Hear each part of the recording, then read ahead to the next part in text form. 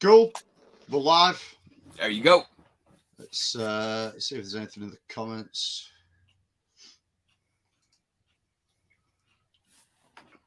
Why aren't the comments showing up?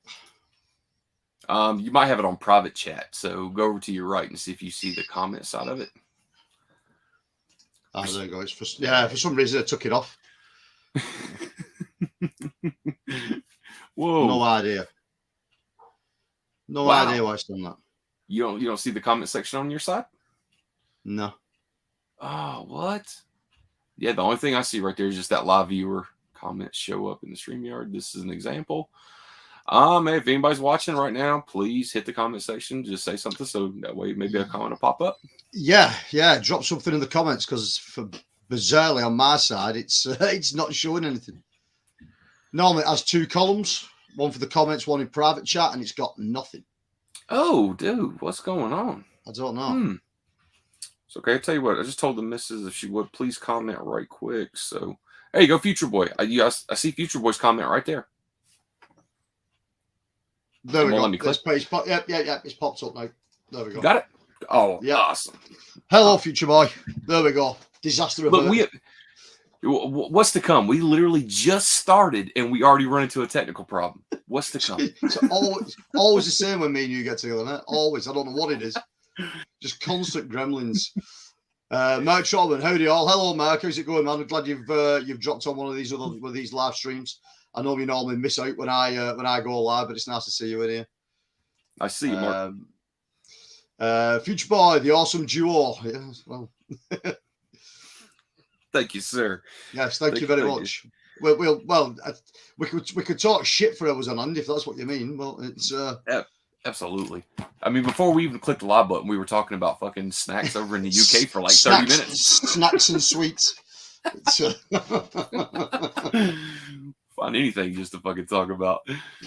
Yeah, man, I'm telling you, man. Every time, man, it seems like we, whether you're on your channel, I'm on my channel. Every time we click that damn button to go live, man, Future Boy's always in here with us, man. That dude's awesome, man.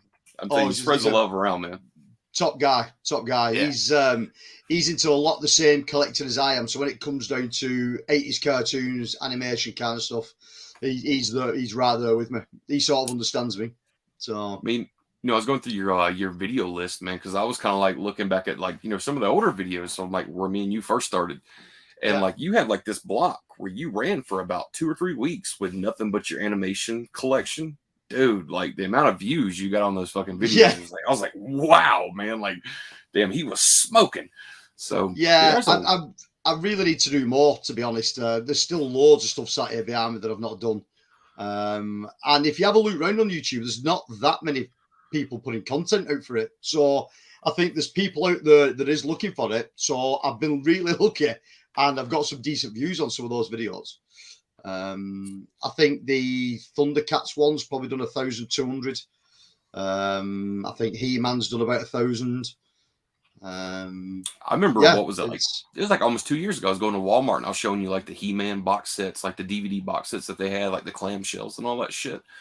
And hell, man, what was it that you was looking for at that time too? It wasn't He-Man, but I picked up. I was at the store and I texted you or something. There's a couple I'm looking for.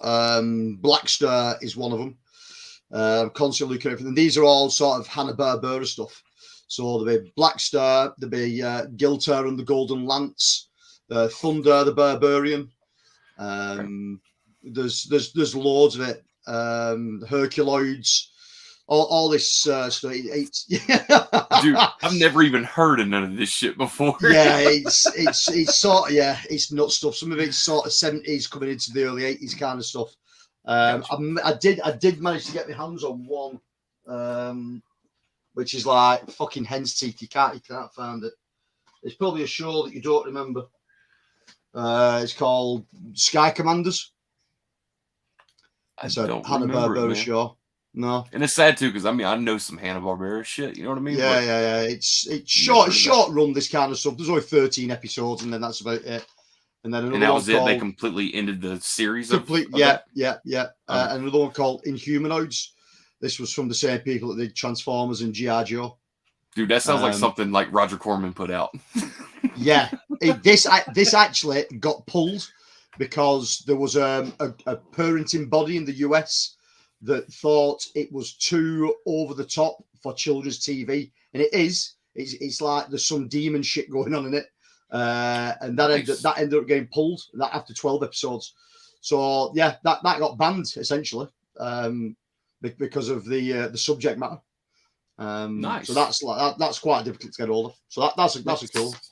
You just saying that right there is kind of like that's the shit that ropes me into something, like especially when it has like some controversy to it or something like that. Yeah.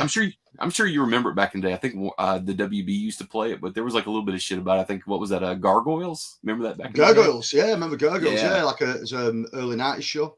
Yeah, it's pretty decent, to be honest. Yeah, it definitely is, man. But I remember like even being a kid and like there was like a little bit of controversy about that shit. And I'm just like, they're like statues that come to life. What's so controversial?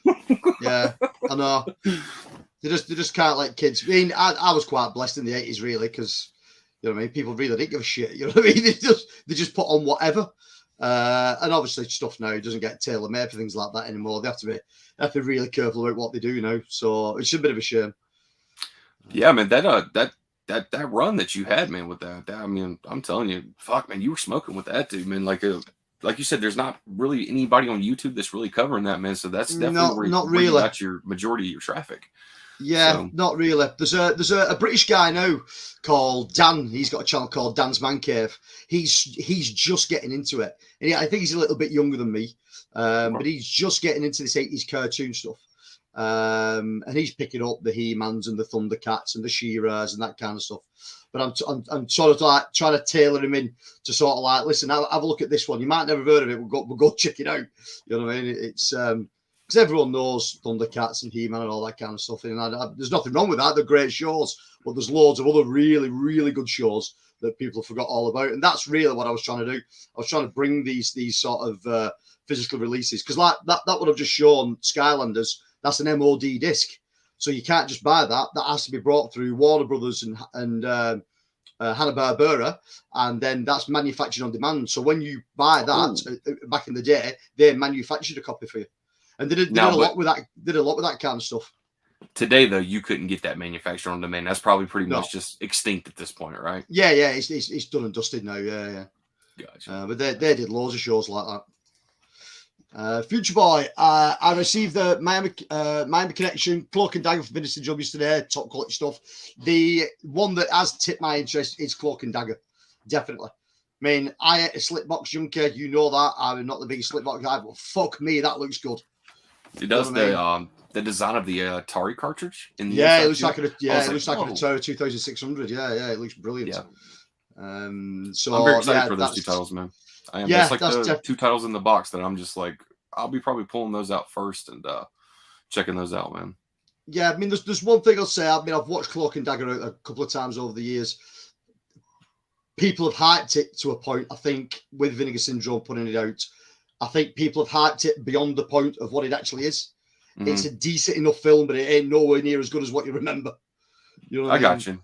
But that happens all the time, man. That happens all the time. But like, especially with somebody like Vinegar Syndrome or something like that, there's going to be people who hype that thing up to no end, and it's never going to be able to live up to that expectation for a first-time viewer. Both of those will be a first-time viewing for me. But, then again, if I'm not mistaken, man, and correct me if I'm wrong, but it was Dirk who got me to, because he was telling me, like, the biggest thing that he was excited for, which he didn't even get, it was the Cloak and Dagger release. And so I'd never heard of it. I was watching the trailer.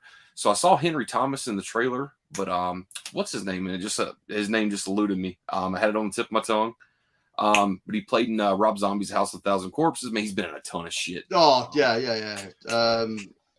I can't believe I forgot his name. I can't think off the top of my head. But I could have swore somebody put it in chat. Yeah, I could have swore I saw him in the trailer, and he looks like he's wearing glasses. He looks like, I was like, whoa, wait a second, like that looks exactly like that guy, and I was kind of like, whoa, I can't wait to check that out, man, because he does a great job in everything I've ever seen him in, even though I can't remember his fucking name right now. But it's nice that Vinegar Syndrome seem to be picking stuff like that up. I mean, there's hope for some shit I'm into yet if Vinegar Syndrome are going to pick it up, and it's nice to see what the special features are on it, because I can't see there being masses amount of stuff available for Cloak and Dagger, you know what I mean, over the years. There's got to be a So sensible budget at some point because it is a 4. yeah, Didn't they do that one as a 4K? I I believe. think it is a 4K. Yeah. Yeah, so it's expensive already for the 4K. So there's got to be a budget just on the special features alone. So Yeah. we'll find out though. Yeah. So that is a good one. That did pique my interest. Tony, Basement Blues, how's it going, man? Oh, We all Tony. right? I love the 101's film collections. It's a label that's close to my heart, mate. I have a big thing for it.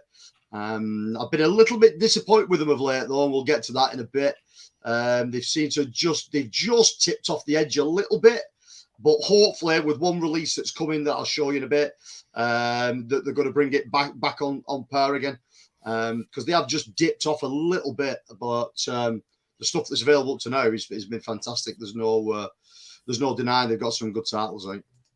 Absolutely, there it is. I looked at it as soon as it came in. I'm like, William Forsythe. William Forsythe, there we go. Yep. 100, how's it going, man? You okay? What's up, guys? You're talking about William Forsythe. You heard him, mate? Yep. Thanks for that.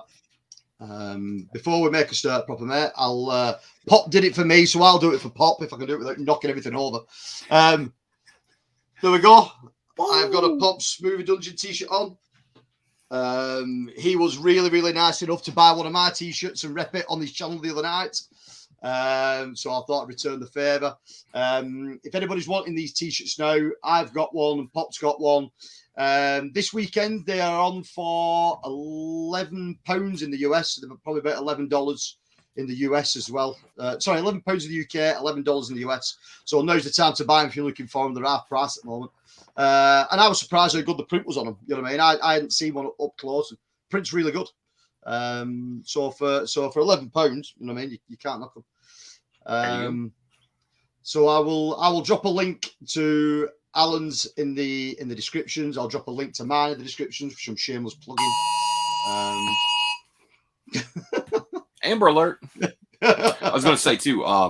Not only that, but he actually I think there's another design that he also has on there. Pops Can't Stop, I think it is, isn't it? Yep. And he's got two. And of course, the stickers and mugs and all that stuff on there too. There's all that kind of stuff. To get hold of Pops though, you'll have to go through Dead Pit site. So the lads over at Dead Pit have got it up on their store. So if you go to shop at deadpit.com, you'll find Alan's t-shirts up there. And then if you look for mine, it's just Massive the 80s. But again, I'll drop both links down below if anybody's interested. Here's another superstar. Ooh. Hello, Brian. Brian Goes Blue. How's it going, fellas? We're good, mate. You okay? What is up, Brian? So, mate, I thought we'd have a look at the 101 Films Black Label Limited Edition collection. There's a few videos on YouTube that sort of look at people's collections with this 101 stuff, but there's not that many people talk about it. You know what I mean? You might get the odd sort of, I've got this, I've picked this up, I've picked this up. You know what I mean? Or this is a limited edition one. But I thought I'd have a run through from the first one that they turned out to the last one that they turned out. Now, currently, there's due by the end of this month. There's due to be 26. So there's 26 titles in that limited edition range. Some are now long out of print and are going for fucking stupid money. So we'll have a look at them. And some have been available for ages and never likely to go into print because of what title they are. But we'll have a quick look. There's Tony saying hello to Brian. Brian's port. Yeah, man, just at work, of course, but wanted to say 101 Films does some great work, but they should have done a new transfer. Oh, mate, don't even get me started. That is going to be one of the problems with this. And the reason why I don't own that film is they've slipped up with it. Really, they really have slipped up with it. But we'll get to that in a bit. Dang, I know everybody was excited for that one too. I didn't know it was a bad transfer. It's god awful, mate. It's a shame. And we'll get to that in a bit for the reasons why I haven't bought it. I'm not saying I won't buy it. What I'm saying is the reason why I've not bought it at the moment. So the first film that they released, bear in mind they've been doing this for a few years now. This limited edition collection. And the first film that was released is a film called The Grifters. Now, I wasn't not 100% sure about this film. I had to go and have a look at it. And it's a film from 1990. And it seems to be, I think John Cusack's in it. And it seems to be sort of a heist kind of film. Okay. Does nothing for me in any way, shape, or form. But it was a really weird one that they picked up, put out first time rounds. Considering it was, I think it's, if you look in the US, I think it's on the Paramount Presents line. I think because that's the only when I did it. Yeah, I never when even I heard did of it until you was telling me about it earlier. I'm like, I hadn't, and it's been available forever on 101. It's never gone out of print. It's every time I walk into HMV, it's staring at you on a shelf. No one's interested in it. And it was a bit of an odd one for the Black Label. That was the very first limited edition Black Label. Yeah. Nice. Really odd title for them to put out. Just a generic sort of mainstream title, the Paramount film. Really odd. And like I say, the only US release I could find of it was a Paramount. It's on the Paramount Presents line. So again, wasn't my cup of tea. I've just glossed over it. And I've never bothered picking that up because you know me. I'm not a completionist. I'll only buy what I like. Excuse me. So it's never ended up in the collection. I think it was a possibility. I didn't mean to cut you off there, but I was just going to say, as far as that one, because that one being like the oddball, I guess you would say, of 101 films. Do you think that maybe just the license was just so cheap that they were just like, well, we got to start somewhere with this? So. Possibly. It's possibly there to test the water, I would imagine. But quite a modernish film. You know what I mean? It just, I don't know. I read the synopsis on it and thought it's not for me. That just seemed an odd one for him to choose. And then the second one they put out is complete sort of 360 on itself. And they released 1999's Existence. Now, I cannot find a copy of this for love nor money anymore. There we go. That is the one. That edition, I can find that. That's fine. But the limited edition, collector's editions, well out of print that now. So if you want the booklet and the slip and everything else, that's gone. And is the most expensive out of print 101 Black Label title there is on the limited edition line. I've seen it going for 60, 70 pound that for a cardboard sleeve and a book, because it's the exact same box and the exact same disc as the one you've just held up. So there is no difference. So basically, I'm paying like £45 for a box and a book. Gotcha. So unless I dropped on it somewhere that it was mega cheap, then I'm afraid I'm never going to pay the amount of money that they want for it anymore. It's a shame. It's a decent film if you've never seen it. It's all based around a virtual reality video game, and the video game is in the sort of beta testing, but then all shit goes wrong. They've got saboteurs, they've got people that want to take this program, but these players are getting lost within the game, and when they come out of the game, they don't know if the game is real life or they're still in the game. It's crazy, mate. I mean, if you hold the front up again, the whole front of that box where it's holding the gun, that gun is made of bones. So within the film, he's eating things and pulling bones out of his mouth, and he's clipping it together to fashion a gun. And then when he does pull the trigger, it fires a bone bullet. Really weird, mate. Bizarre. It's Cronenberg, so you know it's going to be body horror already. You know what I mean? Yeah. You know what I mean? It's a nuts looking film. But then that's released in the US when I had a quick look for it. Echo Bridge put that out back in the day. Now I would imagine is that still, I wouldn't know if that's still available, if that's out of print now, with it being an old Echo Bridge title. And if it's most likely it's Echo Bridge, it's probably about the shittiest quality you can get. Yeah. Yeah. And again, I had to have a dig around to see who put it out in the US. From what I can gather, though, the transfer is pretty good on the 101 version. Now, what 101 films normally do is they don't do any transfers of their own.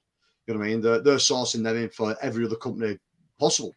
So where that one's come from, I don't know, because like I say, with it being an Echo Bridge release, it wouldn't have been the best, but I have no idea where that one's come from. That transfer's come from. Looks like Telefilm Canada. Right. Serendipity. That's another thing on the back. And TMN. Don't know. I have no idea. The Movie Network. No. Yeah, I hadn't a clue with that one. But it is a good film. But it is up with it's some crazy stuff. Future Boy, why haven't Johnny Mnemonic got a boutique label treatment here in stateside? Hopefully by Arrow. Yeah, I don't know why no one's not picked it up before now. To be honest, it's a weird film. You know what I mean? It's an odd film. But 101 must have thought that they could try and do something with it, and then have done virtually nothing with it. It's a poor transfer. It really is.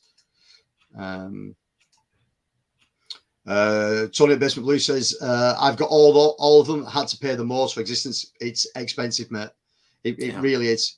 Whether that was because it was a limited print run, or I'm not 100% sure. But it's really difficult to get hold of now. And if you find it on eBay, it's 60, 70 quid all day long for a second-hand copy.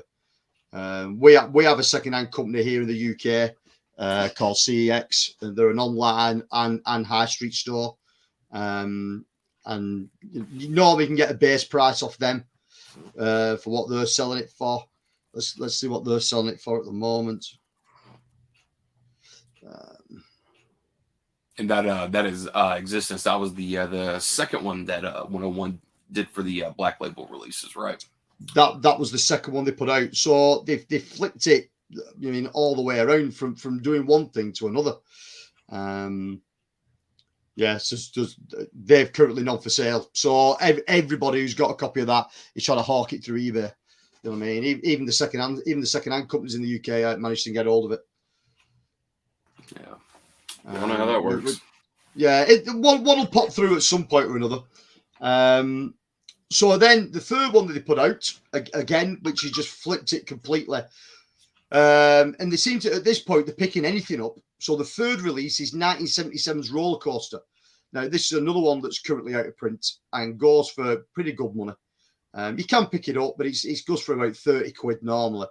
In the US, this was put out by Shout Factory. If you've never seen this film, it's okay. It's a terrorist film, basically. Terrorist film on a fairground. You know what I mean? It's basically what it is. From 1977, you know exactly what you're getting. You know what I mean? I've never seen it. But you kind of make me want to watch it now by saying that. Yeah. It's like the Take It of Pelham 1, 2, 3 films like that. It's in that kind of vein, really. It's been years since I've watched it. And again, another one. It's out of print currently on this line. And I until I get one for reasonable money, I won't be picking it up for the price it's going for. And again, it's one of them films. Probably if you've seen it once, mate, you probably never go back to it. You know what I mean? You just got to buy it into the collection just for it to sit there. And that's the thing I don't normally do.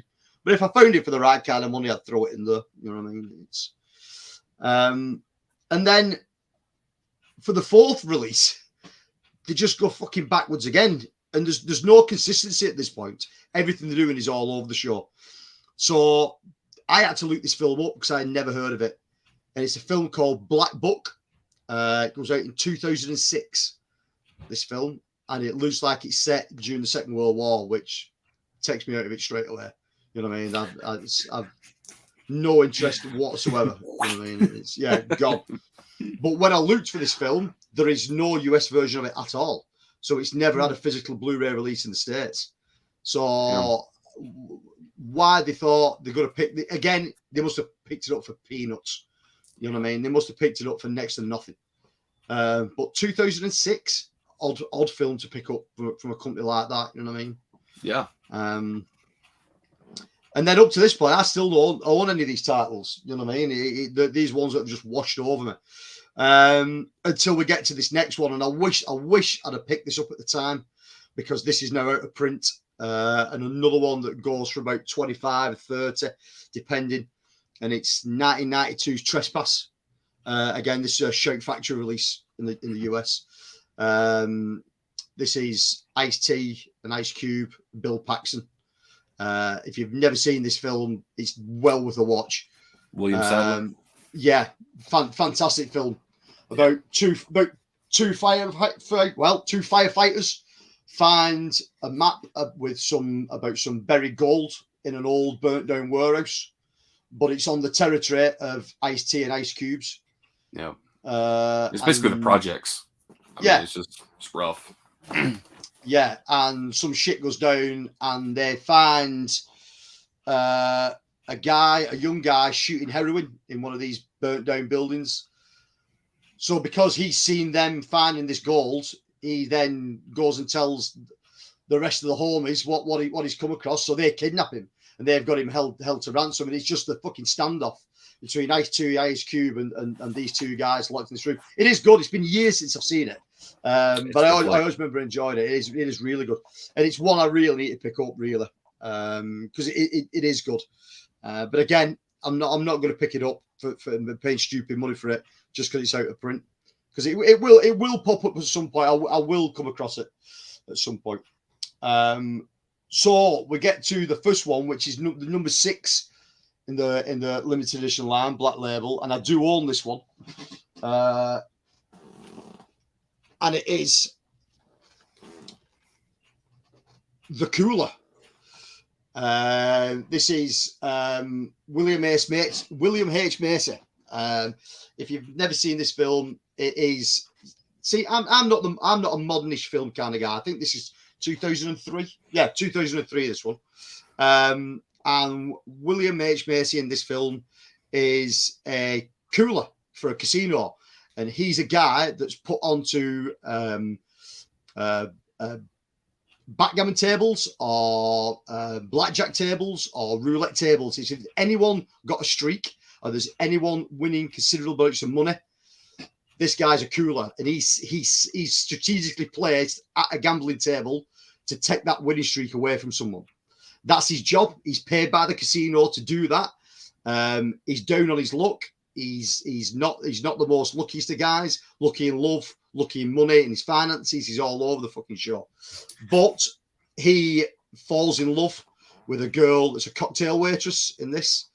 And when he finds love, his luck picks up a bit and he starts winning at the tables. And while he's winning, other people are winning, and he's absolutely fleecing this casino. So then the people that own the casino then sort of like kidnap his girlfriend and hold him to ransom, basically, and say, listen, you know what I mean? Stop these guys from winning big money. You can have your girlfriend back. Damn. Yeah, and it's a decent flick. I think he pretty much holds it together. It is entertaining, you know what I mean? It's but again, it's another weird one for 101 to pick up. Some nice special features on there. So there's a brand new to this release. There's the Lady Luck, The Making of Cooler, a new featurette, full-length documentary featuring the filmmakers and the stars of the film. Limited edition booklet, which I'll show you in a minute, includes The Shadow of Negativity, by director Wayne Kramers, and then The Heaven and Hell, The Cooler of Hollywood Vegas by Scott Harrison, previously unreleased deleted scenes. And then there's a few others commentaries on there, things like that. But obviously that's the artwork on the slip. And then with these, you always get a nice book. But the book's always different artwork, which is really cool. So that's some nice pictures in there and that. But just give you a brief synopsis of the film. There's a storyboard of the film, and Man, I love the books, the 101 films. Yeah, they do. Love them. They do a fantastic job with them. Normally, there's no reverse art on these, so normally the cover's exactly the same as as what the slip is. But this, with it being an early release, is dual format. So all the early 101 release titles on the Black Label Special Edition was DVD Blu-ray combo. They've stopped doing it now, but all the early releases came like that. Some of the special features are only on the DVD. Some of the other special features are only on the Blu-ray. So that's a decent one, and it's one of those titles that's not out of print. You can pick it up for next to nothing. I think I picked this one up for about £6. You know what I mean? It's next to nothing. When I had a look for a US release of this, I couldn't find anybody to do a comparison with that released this in the US. So Blu-ray.com was telling me there is no US release for it, which I find a bit odd on a film like that. Really, I thought there would have been. Yeah, I've never even heard of it until you hold it up. Yeah, it is a decent film. So if you've never seen that one, check that out. What's the cooler? Go through the chat quick. 100 Trespass is a fun one. It is, mate. It's really good. I really enjoy most of Walter Hill's movies. Yeah, man. And then William H. Macy, a great actor. He is. He's fantastic. You know what I mean? Even in shitty films, he brings something to it. He plays a perfect loser when it's called for. He does. For me, Frank Gallagher, Shameless. Like you just Shameless. Yeah. That's the only reason why I didn't even watch that show. Yeah. Well, have you never seen the British version of it? Yeah, I have. Yeah, the British version is nuts. Because the estate that's filmed on and the kind of characters in that show, there really are people like that on those estates. You know what I mean? It's Tony at Basement Blues. I like adding titles to the collection. They're not available here in the US. Yeah, man. It's like I said, I like doing it as well from you guys in the US, bringing stuff over here. I will do a little video for it tomorrow when I get a chance. But I was lucky enough today to get from our good friend Brad over at Category 3 and me. He sent me the big box set of Friday the 13th. So up to now, I'd only had that crappy 8-disc release that had been released in the UK and some standalone stuff. So finally, I've got my hands on that big beauty like. So can't wait to dig into that. And that thing will take you months to get through, man. This is pure goodness right there, man. Oh yeah. It's quite cool because all the disc replacements were with it. Nice. Yeah, you ain't got nothing to worry about them, man. That's a great set.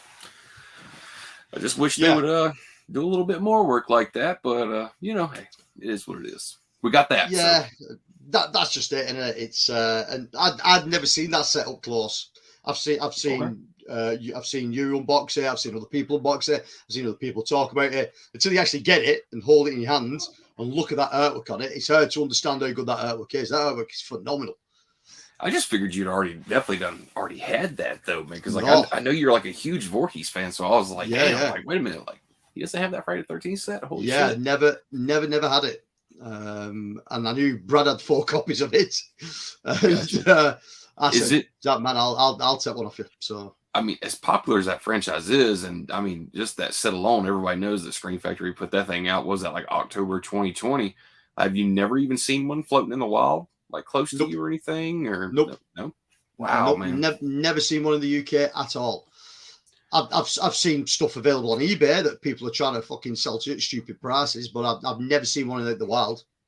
Yeah. Just never ever come across it. So I was made up. I got in this morning, postman had been, did a little excited dance because I knew what it was. You know what I mean? Opening it up, fucking brilliant. So. Ooh. Excuse me. Right.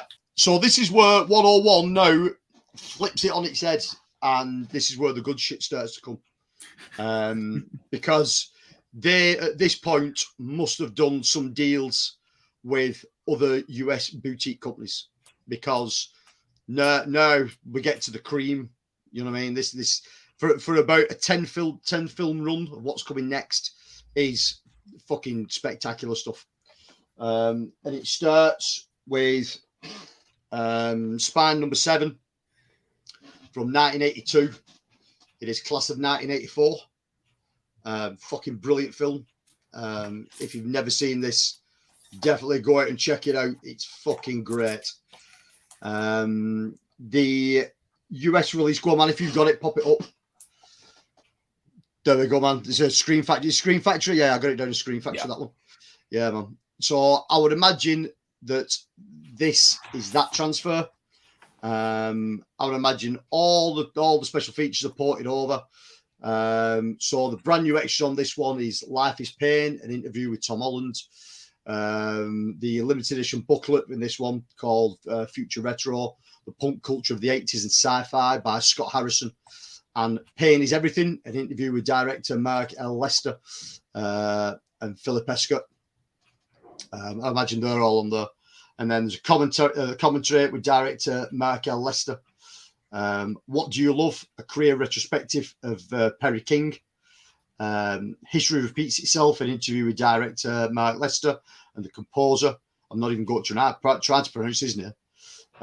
Blood and Blackboards, an interview with the cast and the crew. Girl Next Door, interviews with actors Erin Noble and Lisa Langnes. That's on the DVD only on this one. TV and trailer spots on the DVD only, and still galleries on the DVD only. This one is out of print on this. But can be picked up for about 15 quid. It doesn't go for big money, but it is a brilliant film. It's nice how they broke down the special features on the back of yours by giving the features titles, because on the back of the Screen Factory one, I mean, you have the blood and blackboards. Yeah. But like how you was breaking yours down with like a title for every one of them, like there's like Screen Factory just kind of like looped just kind of all just threw them in the pot for the special features. Right. You know what I mean? So just to save space on the back of that cover. Yeah. That's probably what they did. Yeah, but what I liked about this release is obviously that's the artwork on the slip. The artwork on the case is different. Oh, nice. Yeah. Okay. So they mixed it up a little bit with that one. Yeah, I've never seen that artwork right there before. No, I hadn't. You can buy just this as a standalone now. So obviously it's out of print in the slip with the book, but that's still available. Gotcha. So again, it's double disc, bit of artwork inside as well. But again, with another one with a real cool book. So the artwork again, class of 1984. Sort of some real cool pictures in it. And these books are really good at breaking things down. And it's really small text, so they pile loads in there.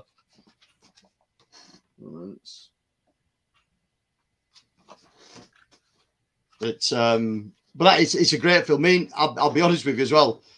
I love the hell out the second film, Class of 1999. No, it's completely different. You know what I mean? It's tongue in cheek. It's not sensible or serious in any way. Whereas this is, very serious. Especially like where really, we got like a teacher's wife who gets raped in that movie. For fuck's sake. Yeah. And basically that's mean. It's pretty bad that it gets to the point that's the point in time where he decides to do something about it. It takes for his wife to get raped before he goes, fuck it, I've had enough. Before he grows up a pair of balls, right? Yeah, dude, like really? It's just a bunch of punk kids, man. Just stomp some ass already. You know that's just it. But he has to go down that route before he does something about it. But when he does do something about it, he goes fucking nuts. Chaotic. But it's good. I mean, I'll check that out. And again, if you like that, go check out Class of 1999, because that is fucking crazy. That's a thing you released, that, isn't it? 1999. Got that up there. Vestron. Yeah, Vestron put that one out. Zod 1980. How's it going, Zod? You all right, pal? I bought the complete series of Time Slip, still sealed on DVD for £1. It goes for quite a high price on eBay, and some of those are not sealed. Time Slip. I don't know that one. I never heard of it. No, I've not. Time Slip. Hey. Is that a film, Zod, or is that a TV series? Oh, the complete series. Sorry, yeah, it is a TV series. Time Slip. Don't know that one. Hey, getting it for £1 though. I mean, that sounds like you really can't go wrong, especially if it's going for like big money on eBay. You know what I mean? Yeah. It's Dr. Ordinary, how's it going, gents? We're okay, mate. Are you? How's it going this evening? I hope you're all right. How you doing, sir?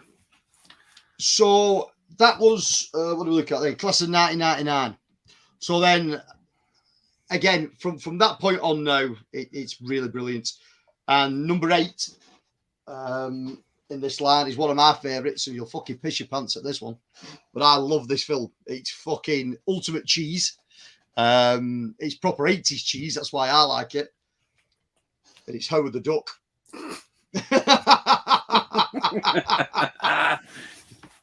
Fucking great. You know Dude, what I mean? that movie does, man. That movie just screams your name. Yeah. It's got a humanoid duck getting it on with a young punk girl, which is all fucking weird. What's her name? Leah Thompson? Yeah. The girl who plays in there? Yeah. It's Lee Thompson, right? Something like that. Yeah, I'm sure it is. You know me, man. I'm the worst with the names ever. Yeah, Leah Thompson. She was in Back to the Future, wasn't she? Yeah.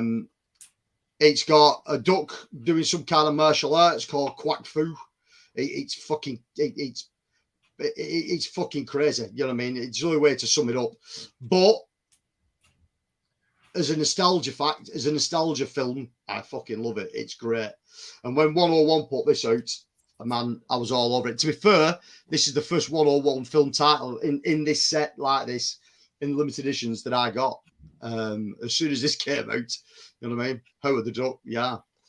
Folks, Anthony is just crazy enough where on Christmas morning, all he needs is Howard the Duck and a nice big fat stack of ketamine, and he's good to go for the whole entire Christmas.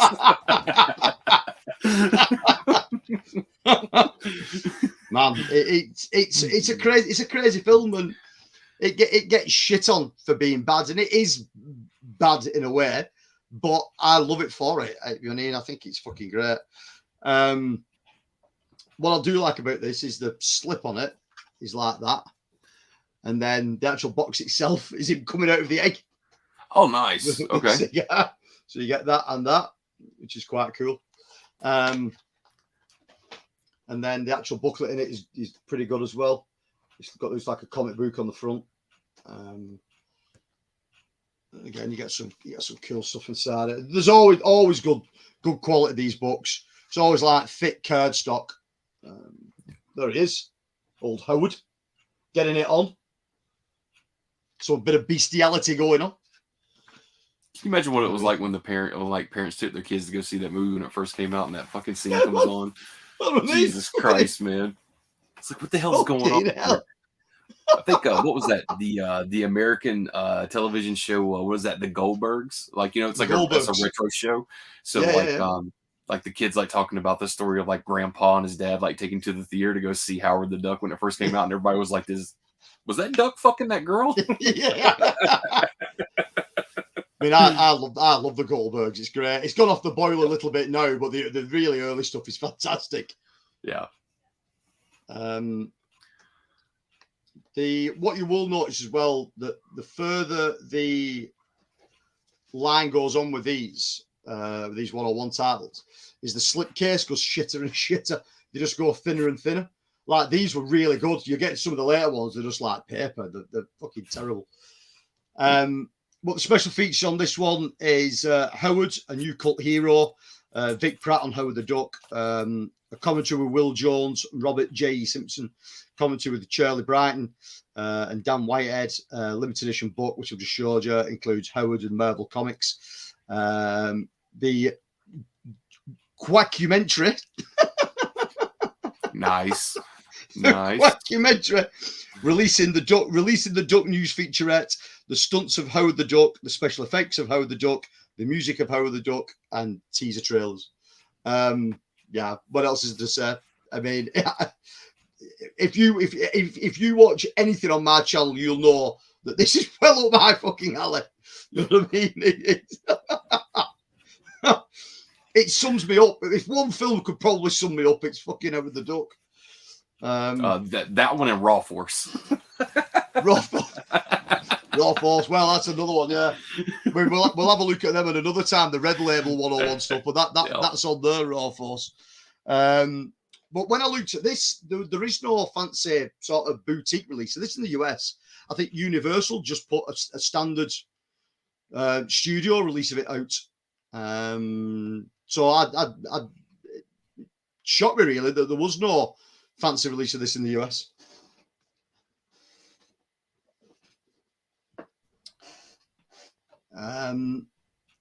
Where am I up to? There we go. Brian Goes Blue. How the Duck is so bizarre. It's awesome. See, Brian likes it. Go on, Brian. a childhood favourite. He's got Have the 4K. Blu-ray Steelbook, DVD, and 4K. Can't get enough. Get in there. Yes. Yes. I didn't even know there was a 4K for it. I'm in. I'm sold. Somebody send me a link. Somebody send me a link. It's if there's a 4K that available, You'll buy that shit right now. Yeah, I've never seen a 4K in the UK. Zod, it's a 70s British kids sci-fi series. It's really good. 26 episodes. Ooh, right. Time Slip. I'll have to look for that. What was it called? Time Slip. Time Slip. Yeah. Let's have a quick look. That was 7.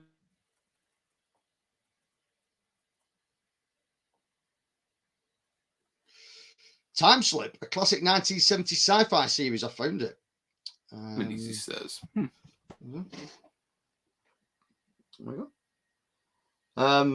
It's going for about £20, what I can see, Zod, on CEX. So, mate, you found a bargain there for £1. But I'll have to check that one out, mate. That is not one I remember. Or if I do remember it, if I have watched it, the name's not ringing any bells. So I'll have to I'll save it to my favourites in CEX, and I'll go back and have a look at that one, mate. But that's cool. We've lost Johnny Relux. We'll carry on till he comes back. Two teenage fellas fall into a time hole, find themselves trapped in various periods of the 20th century, where they encounter all sorts of adventures. Mate, it's ringing bells, this. It is ringing bells. It was on TV. It's a network DVD set with a nice booklet. Well, network put some great stuff out. I mean, I've loads of network stuff. If you get the chance on it, if you've not already got it, mate, and Johnny will probably laugh again now, but there's another network put another series out not long back called Metal Mickey, seasons 1 and seasons 2. If you can find that on the cheap, Zod, pick that up, mate. Metal Mickey was great. I love Metal Mickey. But network do some fantastic stuff. Johnny will know network for some of the Blu-rays, but in the UK they put out loads and loads of sort of 60s, 70s, and 80s TV shows on DVD. Like fucking loads of really weird shit that you don't remember, and they're brilliant at it. I've got loads of the stuff. So it's one of those. So I've just faced. It goes for £20, the one he's bought for £1. So nice. It's a nice find for £1. Hell yeah. Dr. Audrey, what's crazy about Howard the Duck is George Lucas was a major producer. He was, mate. I wonder if he has selective amnesia about that now. Well, there's, yeah, because it's a Marvel, in theory, it's the first Marvel film. So if you look at Marvel comic book heroes, comic book characters, Howard the Duck is probably the first one that ever came to film like that. Big budget. Holy shit. Yeah. Wow. And if you've seen, oh, the hell's it called? I've got it down there somewhere. Guardians of the Galaxy, the first one. At the end of that film, it shows you the Collector. And the Collector's got some stuff. He's got Howard the Duck in a fucking tube in his collection. So it wouldn't surprise me, if Howard gets a reboot. You know what I mean? I'm putting it out there. I'm putting it out there. Howard the Duck for a Marvel reboot. I'm going to run it. I'm going to run a campaign that they've got to bring Howard the Duck back out. Crowdfund it. Crowdfund it, yeah. But I'm almost sure as well that it was. I think he had something to do with it as well. Ron Howard. I'm sure Ron Howard had something to do with the film as well. I'm not 100% sure what, but I'm sure he had something to do with it as well as Lucas. But it's the only one out of all the range of the 101s where it's got the name on the top.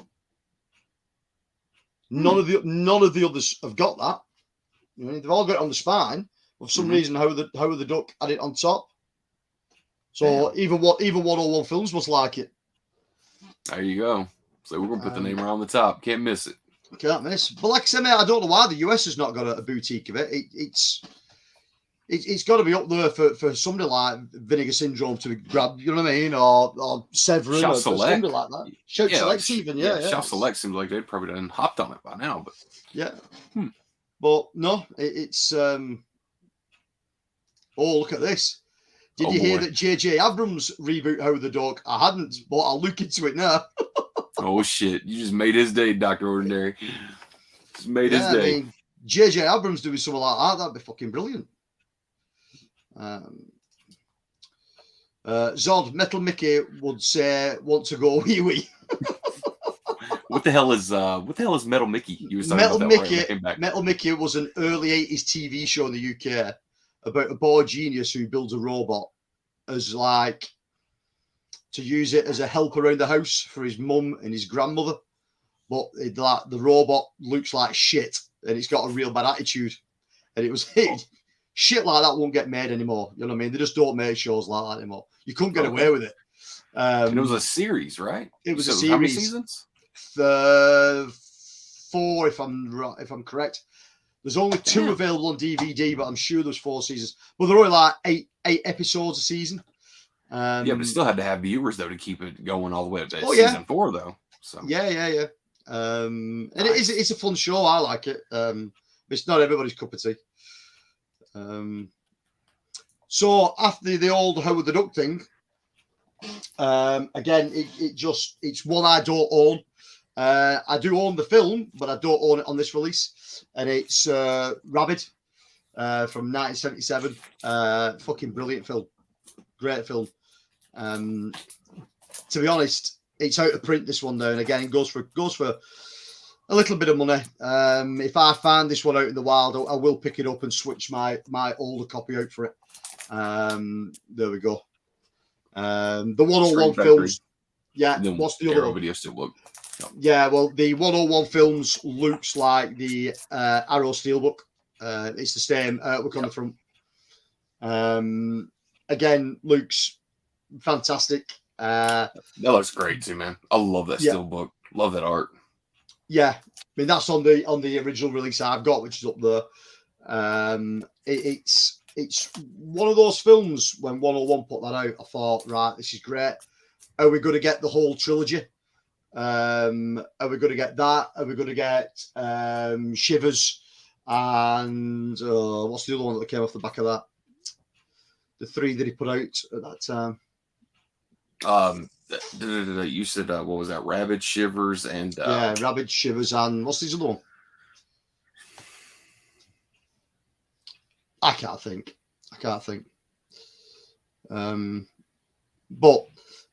But for some bizarre reason, they didn't do it. They just turned Rabid out and didn't do Shivers.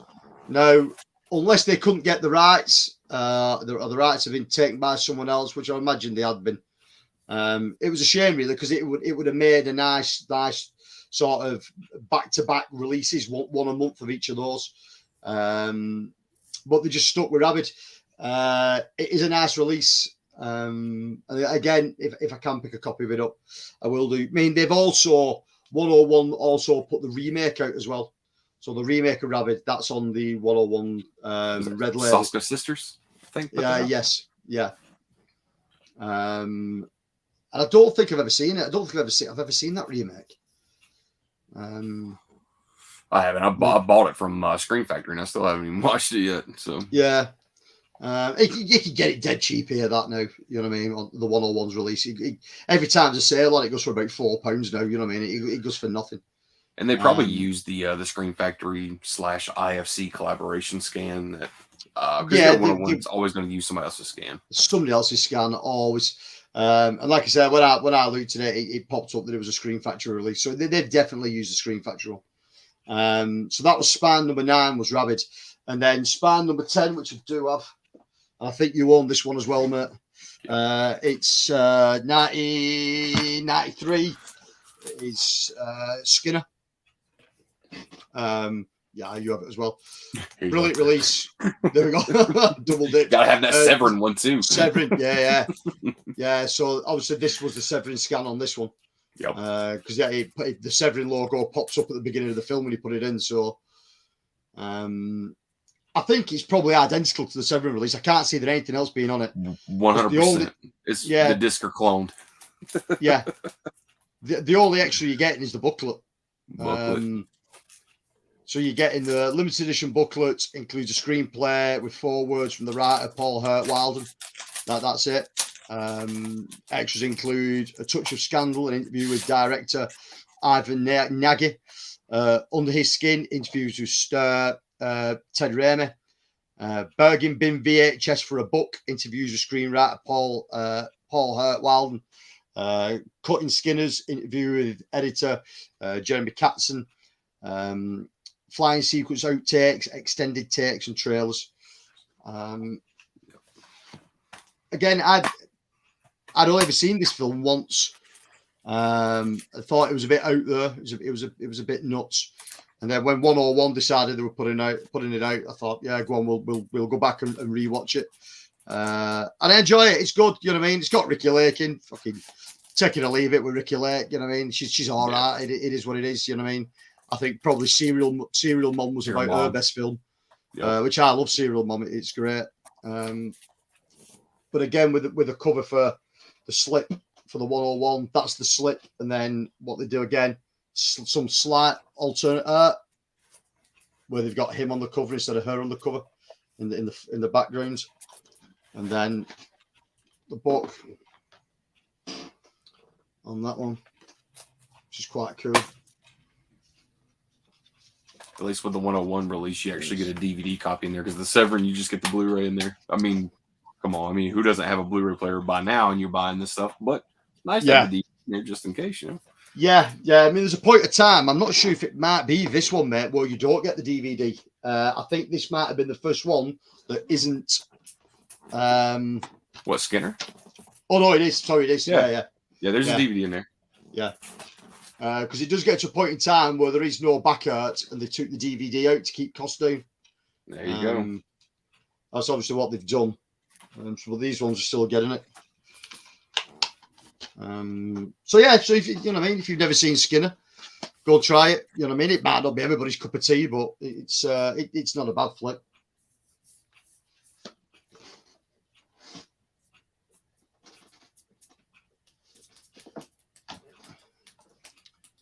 Let's catch up on this chat. Damien Lazare. Please talk about Return of the Living Dead. Well, I would do, mate, if it was on 101 Films.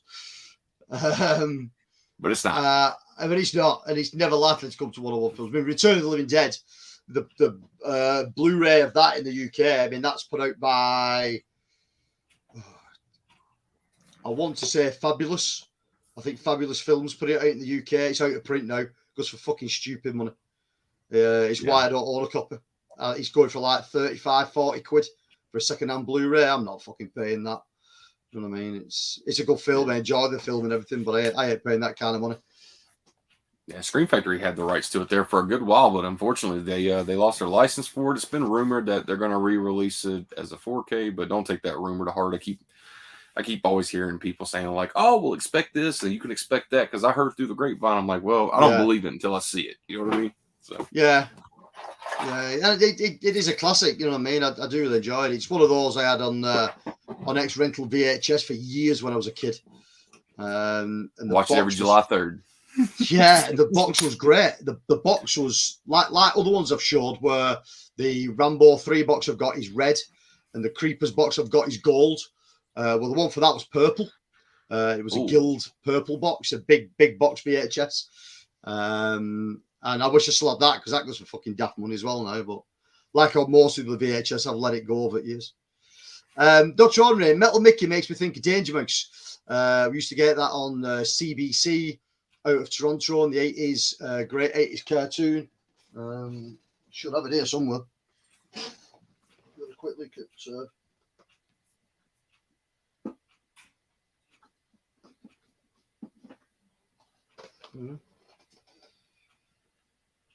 That's the complete collection of Danger Mouse. There you go. You just recently got that too, didn't you? That wasn't too long ago, right? I've had this one a bit, Duckula. I've recently picked up Count Duckula, which was done by the same people. Gotcha. I probably had this about 12 months, maybe about 12 months, because this was really expensive for a long while. This would not come down in price. It was stuck at like 30 quid for ages. And then the price dropped because there was this is the I think this is the 30th anniversary edition. I think there's a 35th anniversary edition out now, but it's exact same release, exactly the same. There's no differences apart from the packaging, but the price dropped on this one. So yeah, I'm a big Danger Mouse fan. Danger Mouse was great. There we go. There's the Tony Basement Blues. Videodrome, Louis Goldbrown. That's from that. Rabbit originally was Descent back in the day. Decent back in the day. Oh, Decent back in the day. Yeah. Yeah, I mean, I like it. It's for a film from '77. You know what I mean? It's I think it holds up pretty well. Yeah. It's a great film. Just finished watching Creepshow 2 and The Beyond. What a double feature. Wow. Yeah. Yeah. That'll set you up for the evening. There you The go. Beyond, for some fucking reason, only known to Shameless Blu-ray, they have released The Beyond again for about the third time now, I think. And why they keep releasing The Beyond, I have no idea, but Shameless have just put it back out again.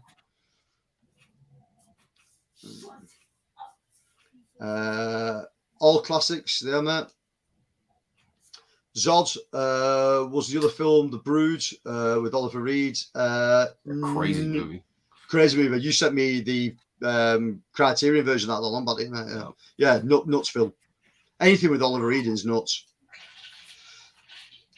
Dirk, hello, Subjective Perspective Collective. How's it going, y'all, on this great lazy Saturday? How's it going, Dirk? You all right, mate? What's going on, man? Basement Blues, nice to get DVDs also with the releases. You can use it to load out to people instead of loading the Blu-ray. There you go. Right. Yes. There you go. That's the way to do it. Yep. Can you get 101 in the US? You can, Dirk. They have recently just set up a distribution company in the US. So if just Google 101 Films, I think it's the third search down on Google, you'll see the international, it says 101 Films International. If you can't get stuff from over there, if you can't get the stuff you want in Dirk in the US, just let me know, mate, and I'll send anything I can get over to you, pal. Not a problem. Some of this stuff you can get cheap, some of it's really expensive now, but some of it's easy to pick up. So if you're looking for something, mate, and you can't find it, just let me know, pal, and I'll send it over to you. Right, so that was Skinner. Number 11. I like this one. And when this one came out, I couldn't wait to pick this one up. I had this one on pre-order. Also, I picked some bloody one up. And it is 1980. It's Prom Night. Great release. Again, this is another one that's now out of print. You can't get this one. Looks fantastic on it. The film, is a bit of a slow burn, but I do like it. It is it's very generic slasher film, but I do love the film. It's good. This is the point of time now when 101 is really picking up pace and they're knocking fucking banger after banger out. Like I said, this is Spartan number 11. This one. Again, only thing I was disappointed with is the slip box is the same. Normally they tweak it a little bit, but they haven't tweaked it at all. They just put the same one out. But they made up for it with the book because it looks fucking brilliant. There you go. It's fucking great. Yeah. While you're holding that up too, the Synops release, if you take it and flip the artwork. Nice. There we go. See, that's the same for the front for the Synops one right there. But that's nice that the 101 actually put that artwork right there. So you know they even licensed everything. The artwork as well from Synops as well. Yeah, they've just stripped the whole thing. But there's some again some good pictures in this book. And again, Prom Night, it's a great film. But like I say, it's a bit of a slow burn, but I do like it. Shot there.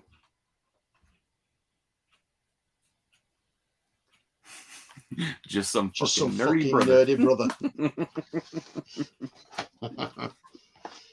So again, the features on this will be just that Severin. It was Severin, wasn't it? Put this out. Synapse. Oh, Synapse. Yep. I've wrote it down somewhere. Oh yeah. Synapse.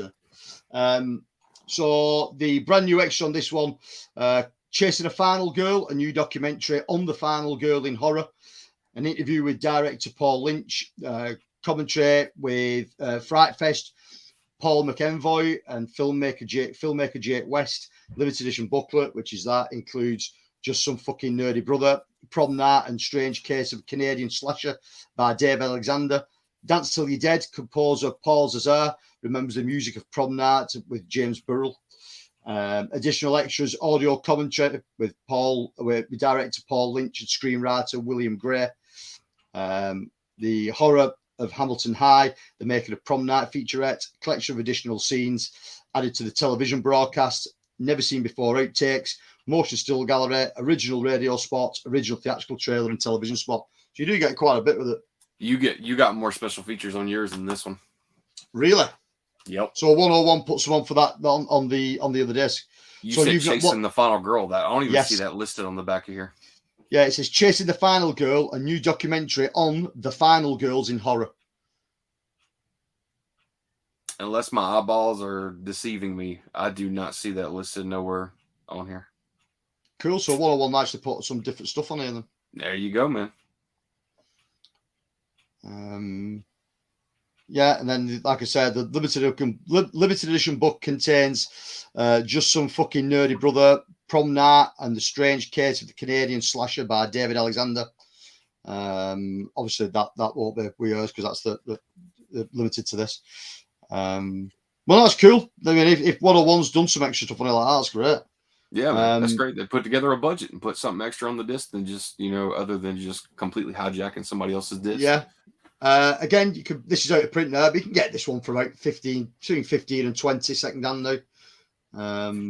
But that is a really, really good book.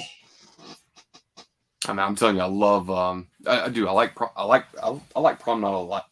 Prom Night a lot. But however, Prom Night 2, Hello Mary Lou, that shit is where it's at for me, man. God Almighty, I love that movie.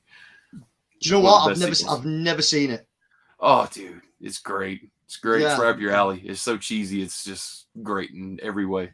Yeah, I've never ever seen it. Dirk says, awesome. Appreciate that, brother. No, you're welcome, mate. Just hit me up. If there's anything you ever wanting, Dirk, from the UK, man, that you can't get over there, just let me know.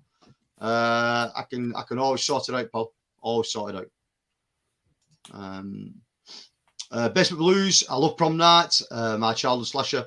Yeah, man. Nice. It's good. It's like I say, it's a little bit of a slow burn. It's not everyone's cup of tea, but it is a little bit generic in places. But I really enjoy it. It is really good. Damien, sorry guys, didn't see that. Don't worry about it, mate. Don't worry about it. It's fine. Dirk says, hell yeah, man, those releases look great. Love Jamie Lee Curtis in that one. Yeah, man. Yeah, she's good. I like the remake of Prom Night with Brittany Snow. Never seen it. I've not seen the remake. Excuse me. There he goes. There he goes, drinking that flea dip. So Zod will probably know this stuff. If anyone's not accustomed to this drink, it is called Dragon Soup. It is alcoholic by 7.5%, but also got more caffeine in it than a can of Red Bull. So this stuff will blow your tits off. It's fucking it's weird stuff. But they do different flavors in it. And there's all different kind of flavor. The flavor of this one is just called Venom. You know what I mean? It's not tropical or Hawaiian punch. Venom. You know what I mean? It sums it up on the can what it's going to do to you.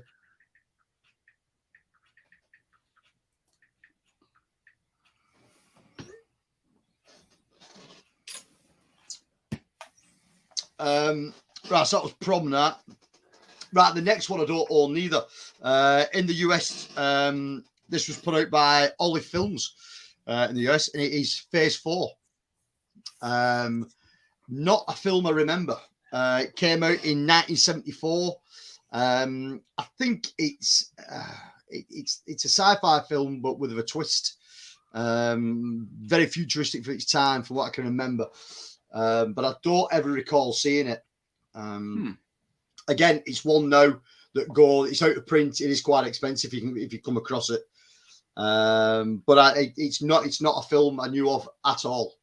If you see the cover of it, the cover's orange. It's got someone's hand out, and it's got a tiny little ant in the center of his hand. Weird film. I've watched the trailer a couple of times. I don't know what to take from it. But it wasn't a film I was 100% aware of. What was it that Arrow Video really? Oh, that's DEFCON 4. I don't know what the hell I'm thinking. Oh, I was like, wait a minute. DEFCON 4 is brilliant. You know what I mean? It's if there was ever a film to do a group watching with, or to do a watch along with, then DEFCON 4 is the one, because it is. I need to get that. Fucking brilliant, mate. Honestly, it's just ludicrous. It really is. It's nuts. It can be picked up for next to nothing. It's one of the cheapest Arrow titles there is in the UK on Blu-ray now, second hand.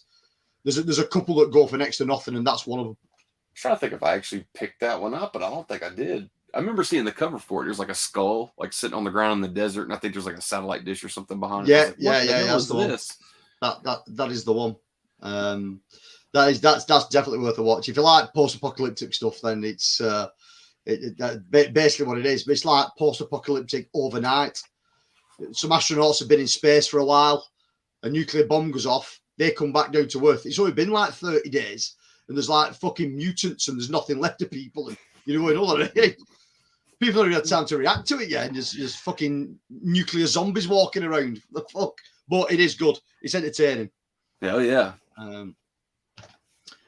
So Phase 4, I don't own Phase 4, but I do own the next one.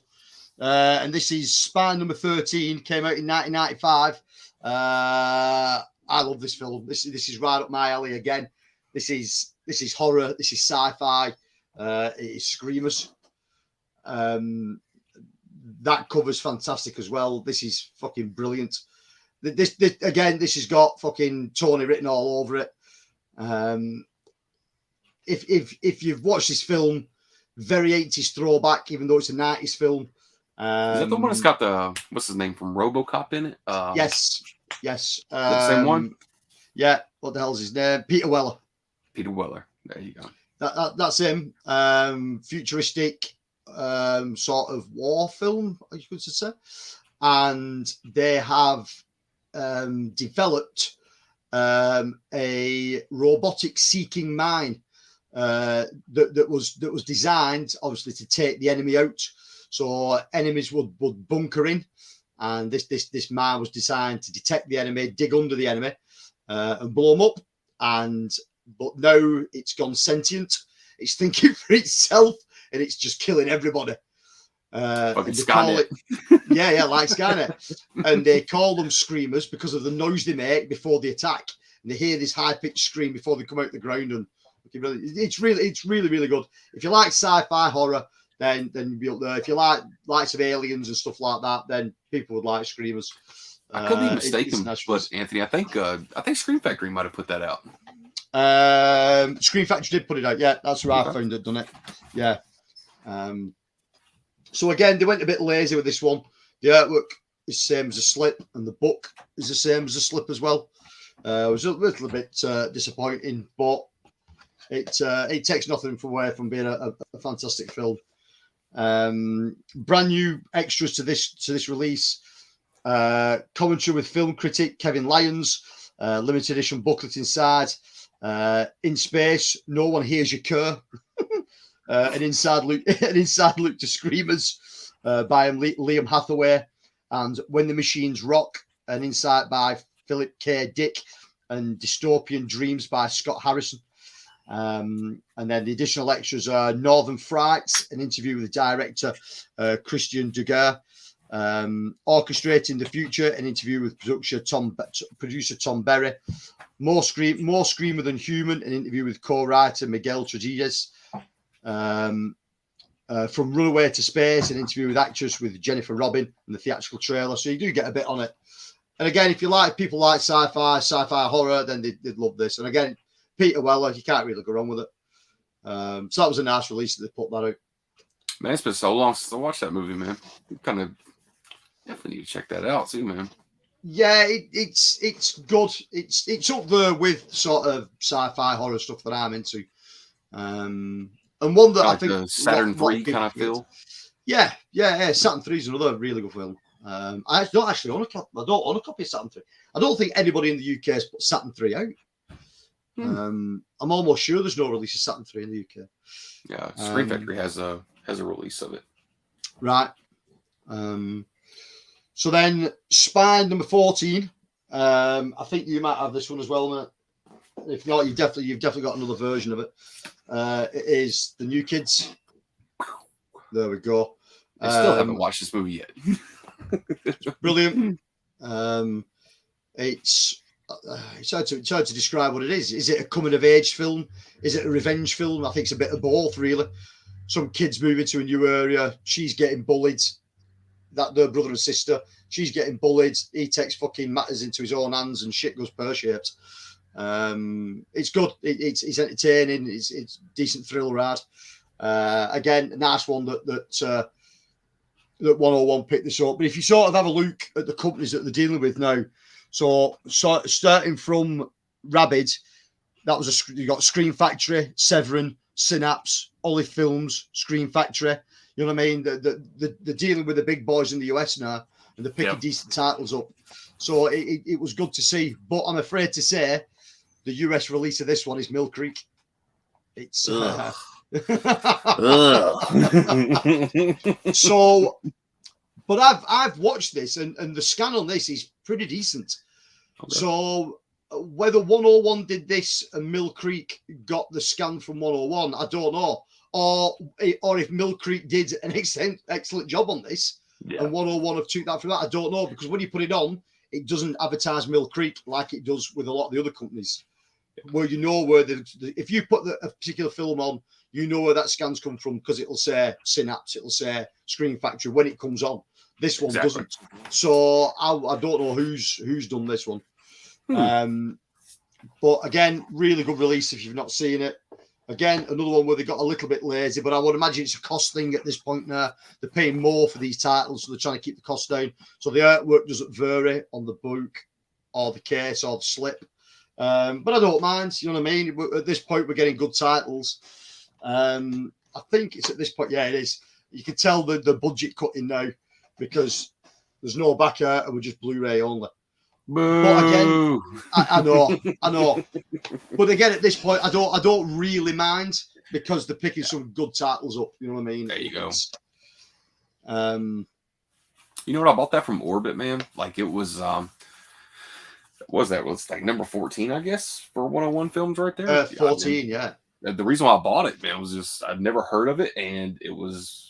Of course, you know, I got introduced to 101 by you. So, of course, when I looked on like orbitdvd.com, they had it sitting on their website. And it was like $18. And I was like, can't go wrong for $18 if it ain't worth a damn. Like I could always just sell it or something. But I don't think you can get them that cheap anymore from Orbit. I think they try to like charge like $23.99 now, or probably even, I think last broadcast was like $27.99, something like that. So yeah, well, last broadcast, I think. I'm trying to work out. They did go up in price. Originally, all these were $14.99, and then there was a point where there's a price increase, and they go to $16.99. So I think like the Boys Next Door, it might have been from the Boys Next Door where they went to $16.99. Okay. So and again, I don't mind if they're pulling decent titles for an extra couple of quid. I'm not that concerned. Yep. There's just one title that goes above and beyond, and we'll get to that in a bit. But on this one, they've put the special features together themselves, because obviously the Mill Creek release in the US wasn't about anything at all. So on this, there's an interview with director Sean S. Cunningham, interview with the writer Stephen. I have no idea how to pronounce his surname. Commentary with the film critics Sean Hogan and Jasper Sharp. The limited edition book includes 80s gang violence, movies and the New Kids by John Tosland. The Pushing the Envelope by Sean Cunningham and Barry Forshaw. So 101 did put their own special features together for that, which is cool. There you go. So that's a cool release. And again, you know what I mean? I don't know why someone bigger didn't put that out. Why, you know what I mean? Don't know why Mill Creek grabbed it. Love the artwork on the front of that too, man. Because like as a person who's never seen it, I kind of look at that artwork and I'm like, whoa, that looks like a firing squad. And you're like, what the hell's going on with the images of like those dolls in the background or some shit? It looks crazy as hell. Yeah, it is good. You'll enjoy it. We'll have to do a watch along, mate. Whenever you want to watch it, we'll do a watch along with it. Absolutely, man. My God, I just had the fright of my life. Then something just run up my leg. I didn't know what it was. And somehow the dogs got in my room and just scared the shit out of me. Fucking hell. Oh, God. Well, that's woke me up. Where are we up to? Here we go. Zod says, I know that drink. It reminds me of my favourite drink in the 80s, which was Cointreau. Oh, no, Cointreau's fucking horrible. It's an orange liqueur. It's fucking nasty. Oh, God, is that like Mad Dog 50/50 or some shit? Oh, well, Mad Dog, you can still buy Mad Dog 2020. You can still buy Mad Dog in the UK. That's just flavoured fortified wine. No, that was a massive thing when I was a kid. Oh, man. Fucking horrible shit. That, and there was another one called, Zod will remember this one, Thunderbirds it was called. Thunderbirds Red and Thunderbirds Blue. Remember drinking that when I was 16 and spewing up like a good one. It's horrible shit, but the New Kids is amazing. James Spader is my favourite actor. He always played the bad guy in 80s teen films. It is a really, really good film, man. It is. Dirk says, love the New Kids. Johnny, watch it. I have it on the Mill Creek. Looks great. Bought it for $1. Well, you can't go wrong for $1, Dirk. Yeah, you can't. At a Dollar Tree. Not at all, mate. Not at all. You know, as far as the reputation of what Mill Creek has been doing recently, I'd probably definitely say, I mean, well, I have the Hammer set from Mill Creek and it looks great, but there's shit back in the day, man. Oh, man, there's just some awful quality stuff back in the day. So hopefully they went in the right direction now. They don't cut corners like they used to. Yeah, well, Mill Creek put out Rad as well, didn't they? After Vinegar Syndrome put it out. After Vinegar Syndrome, yeah. And they did that Mondo Steelbook with it, didn't they? Yep. That apparently is pretty decent. I won't mind picking a copy of that up. They did Street Fighter as well. Okay. Which is pretty decent because 88 put Street Fighter out over here. Mill Creek. So whether Mill Creek used the 88 transfer of it, I don't know. Gotcha. But Dirk's saying he definitely upgrade. It's yeah, mate. I mean, obviously it's going to look pretty much the same, mate. But if you want the booklet and the extra features that come along with it, then look no further than that 101 release, mate. It'll do you well. And those Black Label editions too, man. I'm telling you, just as soon as you introduced me to 101 films, man, that style and packaging right there, which I'm a sucker for books, and I mean, you know that just as well as I do, man. But seeing that it kind of reminds me of like the Arrow Video limited edition kind of stuff, and I'm just like, you get an extra bang for your buck, man. So it's like, perfect sense. You know what I mean? Yeah, definitely. I mean, like I say, I can walk into any HMV and pick these up off the shelf. You know what I mean? They're all readily available. And normally, I mean, not always, but you can sometimes when the 101 sale is on, they do it about twice a year. You can pick some of those up, the stuff that's still in print. You can pick those stuff up for sort of like £5 off when sale time's on. So it's always worth looking for the sale to pick that stuff up. Dirk says, if you look at your Instagram, I just sent you a picture of the one I have. Let's have a look. Oh, excuse me. I was trying to pull it up. I'm scared to connect to the Wi-Fi because it'll mess my signal up back here. I don't want to take no chances. There we go. There we go. Yeah, it's got the retro VHS. The retro slips. Yeah, which are cool. I do like those. Again, you know me, I'm not a big slip guy, but they're pretty cool. Duke, for $1, mate, you can't go wrong with that. Absolutely not, man. currently $1 in the UK is 80 pence. So if you pick that up for 80 pence, mate, fucking the power to you. Man, that's fucking brilliant. Yeah, man. The way I always look at that too is, man, it's like, hey, that's even cheaper than a rental back in the day when we had video stores. Yeah, So yeah. you can't go wrong, man. Like even No, if you it's can't. complete shit, you only spend $1. Exactly. Come on. Exactly. You know what I mean? It's nothing. You've lost out nothing. I'm sold on those releases, mate. They're good. They really are good, man. If you're looking to put a collection together, and I keep banging this drum all the time, mate, you can't go wrong with 101 Films. It's a great leaping off point for budget, for price wise, for what's available on the entire of everything, of the whole catalogue of 101 do. It's a good company to look at to get a nice collection going, mate, because they offer a bit of everything: sci-fi, horror, action films. You know what I mean? You name it. It's all 50s B movies, all kinds of stuff. There's a bit of everything there for everybody. There's no special features on the Mill Creek. Yeah. So 101's obviously. Yeah, 101's put that together for that release. The next one, I do not own the limited edition version of this, but I do own the cult movie collection version of it, and that's Split Second. Rutger Hauer. I think what is that? MVD Rewind put that out. I think MVD Rewind put this one out. Yeah. Now I only have this. This will be the MVD Rewind version. It's just basic. There's nothing in it. Gotcha. I keep meaning to upgrade. If I find one for the right money, then I'll get rid of this one. It's not like this one's worth anything now. They're about a 5 of these. But the artwork on the limited edition version of Split Second is brilliant. It looks phenomenal. I would imagine there's an absolute ton of special features on it. This is a brilliant Rutger Hauer film. If you've not seen this, check it out. This is from 91, I think, is it? 92. Sort of post-apocalyptic's not the right word. There's been a great flood in London, and within that great flood, it's a Predator ripoff, basically. That's what it is. But there's been a big flood in London, and there's been loads of murders. These murders look like it's a serial killer that's on the loose, leaves a calling card at every scene.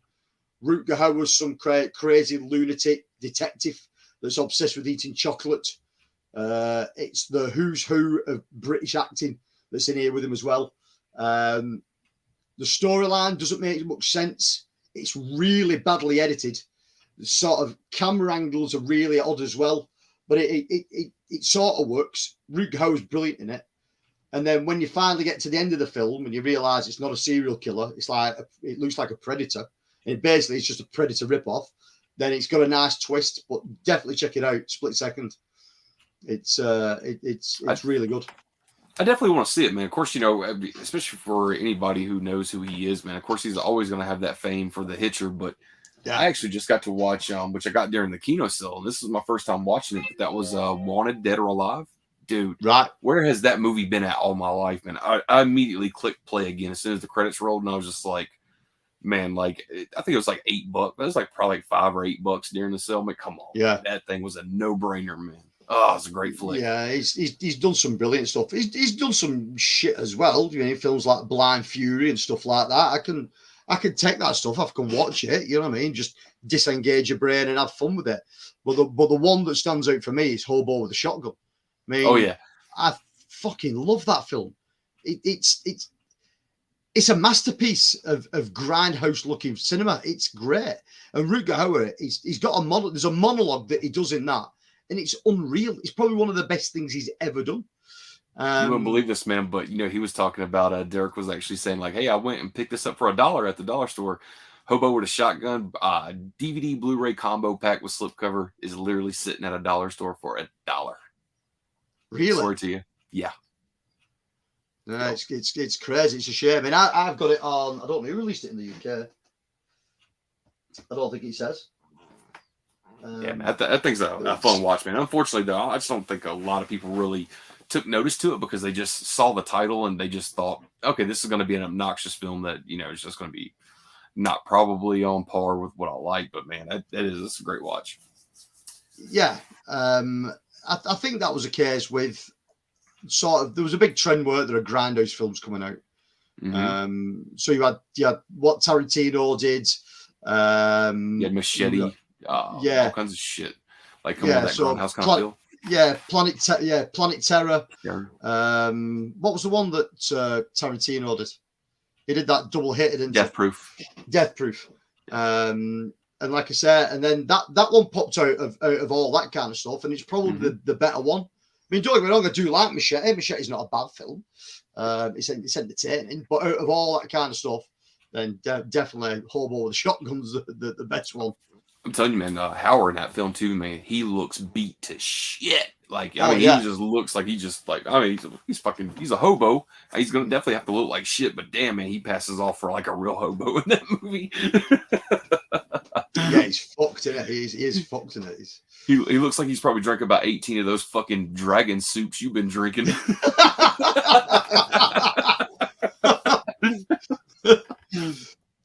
Future Boy, MVD Rewind, split second with great artwork. Yeah, like I said, mate, the limited edition release that 101 did for that one, the artwork on that is fantastic as well. It's like a black silhouette. It's got Rutger Hauer in the front and then like the alien behind him, like a black silhouette. It is really smart. Is that the same artwork that MVD had on the front, or is that different artwork that 101 did? Different artwork. Okay. Yeah. Because I remember seeing the slipcover for the MVD one. Yeah, I mean, that artwork is fucking crazy looking. Yeah. Wedlock and Salute of the Jugger are also a great film. Salute of the Jugger, mate, is fucking phenomenal. In the US, it's known as Blood for Heroes. A Rutger Hauer film. Post-apocalyptic sports film, of all things. It's a rollerball rip-off, basically. Okay. But it's fucking fantastic. It's brutal. And Rutger Hauer takes the main role in that. He's really good in it. Like a man with little words. He's like the team captain. But in the UK, it was called Salute of the Jugger. In the US, I'm sure it's called Blood for Heroes in the US. Gotcha. Definitely worth a watch. What about Wedlock? Is that another Hauer film? Wedlock, I'm not sure about that one. I don't think I know it. Wedlock. Okay. Hell yeah, Hobo with a Shotgun. Got mine with a slip from Hamilton Books for $5. It's either a Magnolia or a magnet release. It's a magnet release, mate. That's what it is. Yep. It is a magnet release. It is. Yes, sir. And the artwork for that fucking thing is amazing. Oh my god, man. I mean, the artwork is what grabbed me in. Not even just reading the title whenever I first ever seen it come out. I was just like, I gotta watch this movie. I'm trying to see where mine's gone. Mine's down here somewhere. Oh, here you go, Anthony. Mine's sitting right here on the top. You got it there. There you go. Mine's there somewhere. There you go, man. That's what mine. Yeah, it's exactly the same. Yeah. It's cool. Yeah, man. They're just sitting. They're sitting right now at a dollar store, man, for literally $1. Crazy. Again, there was another one out at the same time. Have you ever seen? Oh, it's there. Tell a lie. It's here. Is it nude nuns with big guns? There's my Hobo with a Shotgun. Nice. But I love that artwork. Yeah, it's great. Have you ever seen this one? Rubber. I never watched it, but I've seen like a different. I have seen the cover of that movie, but it looks a little bit different. It looks like a tire's bouncing through the desert on a road. It's the reverse art on this one. Oh. Yes, sir. That's it right there. I've never watched it though, man. Fucking brilliant, mate. Really? Yeah. What's the not to like about a tire that could come to life and kill people with telekinesis? So I'm in, dude. I'm in all the way, dude. That shit right there is in my DNA.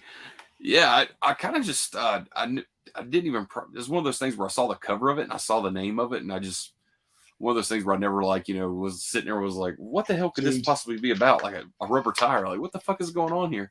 Dude, it's fantastic. It says, deep within the desolate landscape of the California desert, a dangerous killer roams the lands looking for victim. With a terrifying psychic ability, he leaves the blood-soaked trail of chaos and death. No one is safe from its destructive, horrific powers that it possesses. as it continues on its no-brain splatter journey and heads up and dismembers body parts. However, this is no ordinary psychopath. His name is Robert, and he's just a plain tire. Fucking sweet, man. Yeah. Please tell me each release comes with 2 grams of ketamine. It should do. It's also got the hell's his name? Well, you'll recognise him. I can't even see his name on the back. You might not be able to see him. My camera won't zoom. I can't make out who he is. Is that the guy from Eastbound and Down? Hold on a second.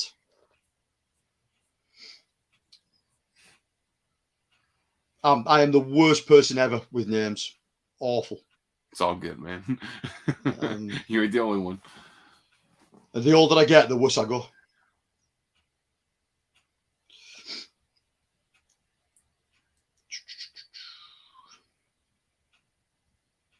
Wings Hauser. Okay, there you go.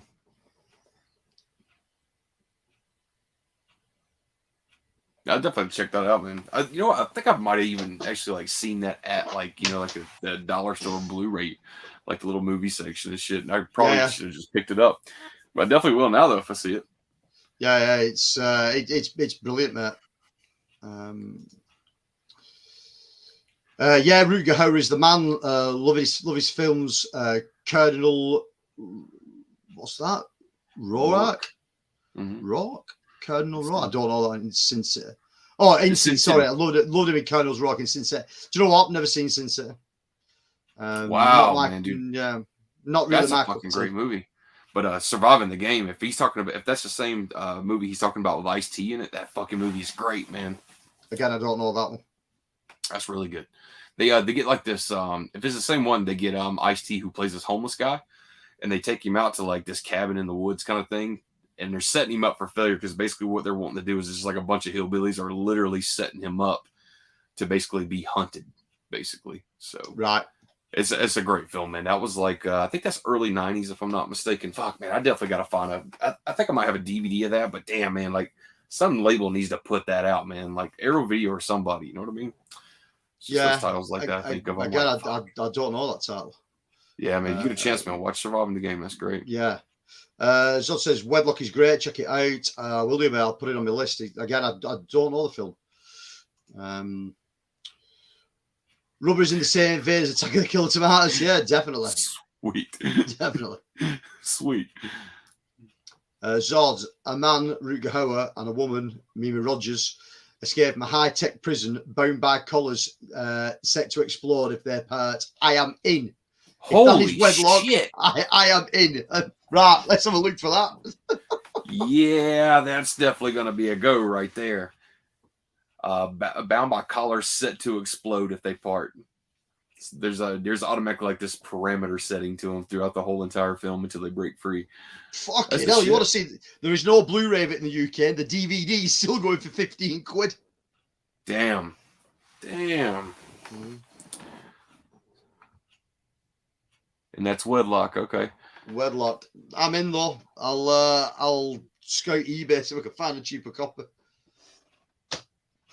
That's the title I didn't know. So there you go. Learn something new every day right there, man. Yeah, look, you found out Howard the Duck has a 4K. You just found out about Wedlock. Yeah, fucking perfect stream already. That's it. 100. Yup, Surviving the Game from 1994 with Ice-T. Yeah.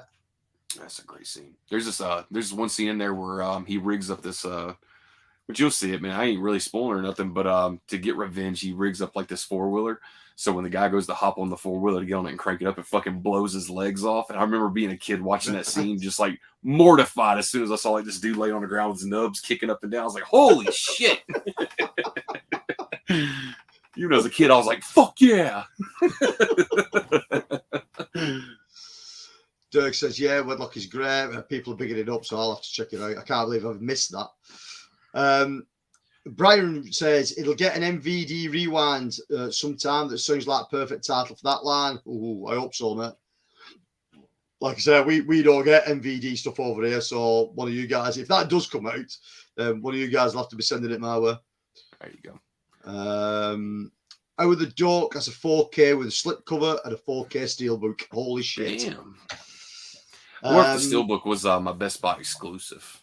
It sounds like something like probably, especially with a film like that, probably Best Buy probably had an exclusive for it or something for that steelbook. Yeah. Who put that out? Brian in the US, mate. Because I've only got a Blu-ray of it over here. If there's 4K, mate, I'll look into it. Major production studio, 100% of that.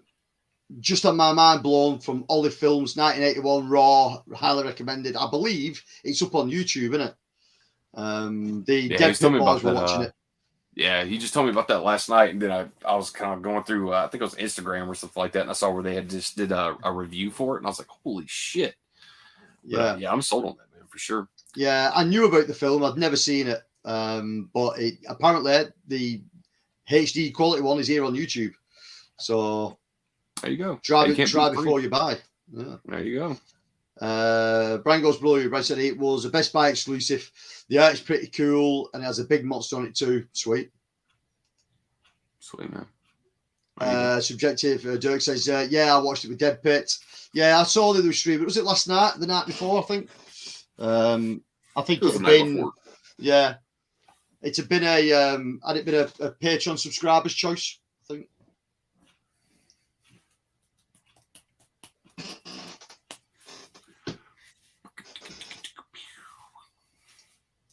Dirk said, yeah, it's on YouTube. Brian said, just sent me a picture on Instagram.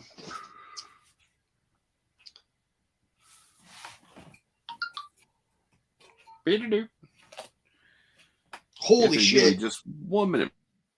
Yeah. Brian, that looks great, mate. Even the internal art on it's cool.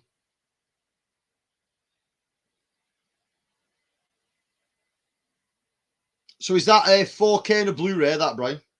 Oh, yeah, it is. Yeah. You can see it on the picture now. Yeah, 4K UHD and the Blu-ray. Sweet. Like I said, he hasn't got a 4K release over here. Right, what are we up to? Span number 16. Span number 16 is not a film I own. Again, it's one of those films, it's hit and miss for me. I have seen the film, but I'm not the biggest fan of it. And it is 1990s Brain Dead. Again, in the US, this was put out by Scream Factory. I remember seeing this years ago, but I was never the biggest fan of it. I don't know what it was with it that just never floated my boat. So it's one of those films I've picked up. Brain Dead, Johnny. Do you own Brain Dead on the Scream Factory edition? Actually, I don't have the Scream Factory edition, but I do have this one. Oh, you got the 101 edition? Yeah, I got the limited edition. This was around, like I said, man, especially for the new kids in this one. When Orbit DVD got them in, they only wanted like $17-18 for them a pop. So I literally bought these around like the same time because I think this was around the same time. Like you had pretty much told me like, hey, like check this label out, man. I think like you're gonna love, especially their packaging for like the books and all this shit. And yeah, man, I just scooped them up, man. So this was one of them that I scooped up. Unfortunately, I still have not watched this fucking movie yet, but I'll get to it. But yeah, Scream Factory released it. I believe Scream Factory released it first, and then of course 101 took the transfer a little bit later and put it out. Yeah, again, it's one of the films I don't own. I don't particularly like it. I've seen it years ago. It never really did a great deal for me. But it's again, they've gone down the same lines. What the other stuff? The book will be the same art. Yeah. You can understand what they're doing at this point. They're picking bigger titles up of well-established companies, and they're trying to keep the cost down. I get it. You know what I mean? It's That's about a 30-page booklet right there, and from the back of it, I can tell, man, there's a good bit of special features on this one. So I'm assuming that Scream Factory probably did Well, who knows, man? It could have been like the what we were calling the prom night. That's had a little bit of a different exclusive. Yeah. But yeah, there's good. Let's see, we got brand new extras. The Brains Behind the Nightmare. It's a new documentary on Brain Dead. Tales from the Cranium. An interview with director Adam Simon. Limited edition booklet includes A Dimension of Mind by Sean Hogan and Evil Brains from the movies by Barry Forshaw. Additional extras, audio commentary with co-writer and director Adam Simon and filmmaker Rodman Flender. Deleted scenes, theatrical trailer, and that's a new 2K scan of the original film elements. So there you go. Cool. It's like I say, it's been years and years. I've never been back to it. I've seen it once years ago when I was younger, and it never did a great deal for me. Maybe if I watch it now, I'm with a different set of eyes. You know what I mean? It might do something a bit more for me. The craziest thing is like, like I said, that one was like $18 and you get a book with it and that limited edition set. Fuck, man, the Screen Factory at that time was like $26.99 or some shit. I was like, come on, man. It's obvious I'm going to get the box set instead. Yeah. I think at that time, I think both of those films saw. Let's have a look. Yeah, the New Kids, Split Second, Brain Dead.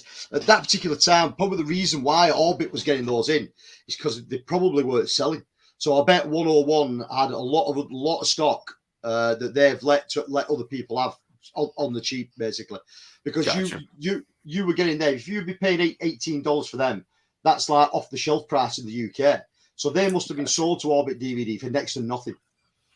Yeah, pretty much at cost, you would say. Yeah, especially, but then we got to consider too, man, around that time, like those were coming out. Those literally came out right after Orbit had actually cranked up their online store to actually sell online for the first time. And that was done right when COVID pretty much kind of hit around that same time. So, which I think is around that same time. But yeah, man, they were pretty cheap, man. However, the next one you got coming up though, it wasn't that cheap because I paid a pretty penny for the next one. Yeah, no, I don't own this one, and I should do by rights. And it's an absolutely fantastic box set.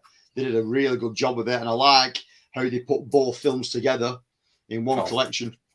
Yeah, I don't have and it's Silent Night, Deadly Night 1 and 2. My fucking favorite movies right there, man. Too, man. I would love to have that 101 Films box set, but there you go. Yeah, there we go. Screen Factory editions. Yeah, I mean, I could still hunt around for that one. It's still probably available on some shelf somewhere. I mean, it's out of print on the website now, but HMV do still carry some stock, and 101, I've no idea what stock's left on HMV shelves.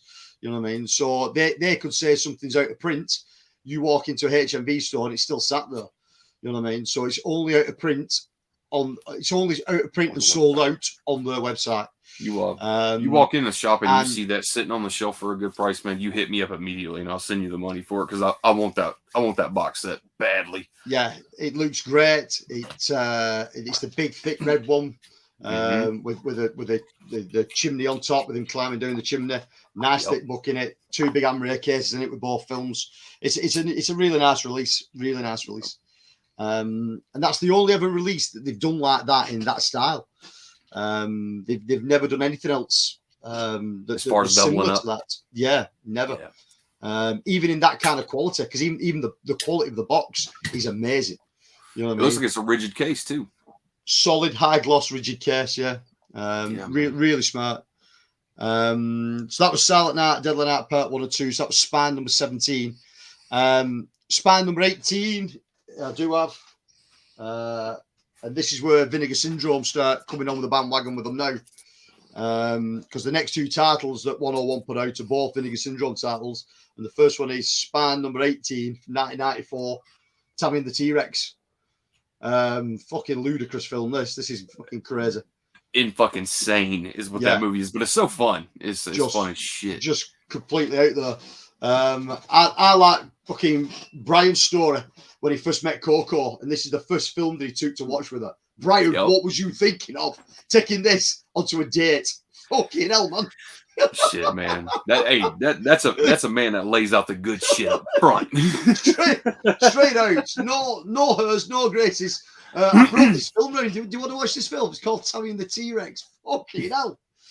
Check this out, Anthony. There's two types of gentlemen, right? Whenever you go on a first date, there's the one douchebag who takes his dick out on the first date, which is a big no-no. The other guy brings Tammy and the T-Rex over to that bitch's house.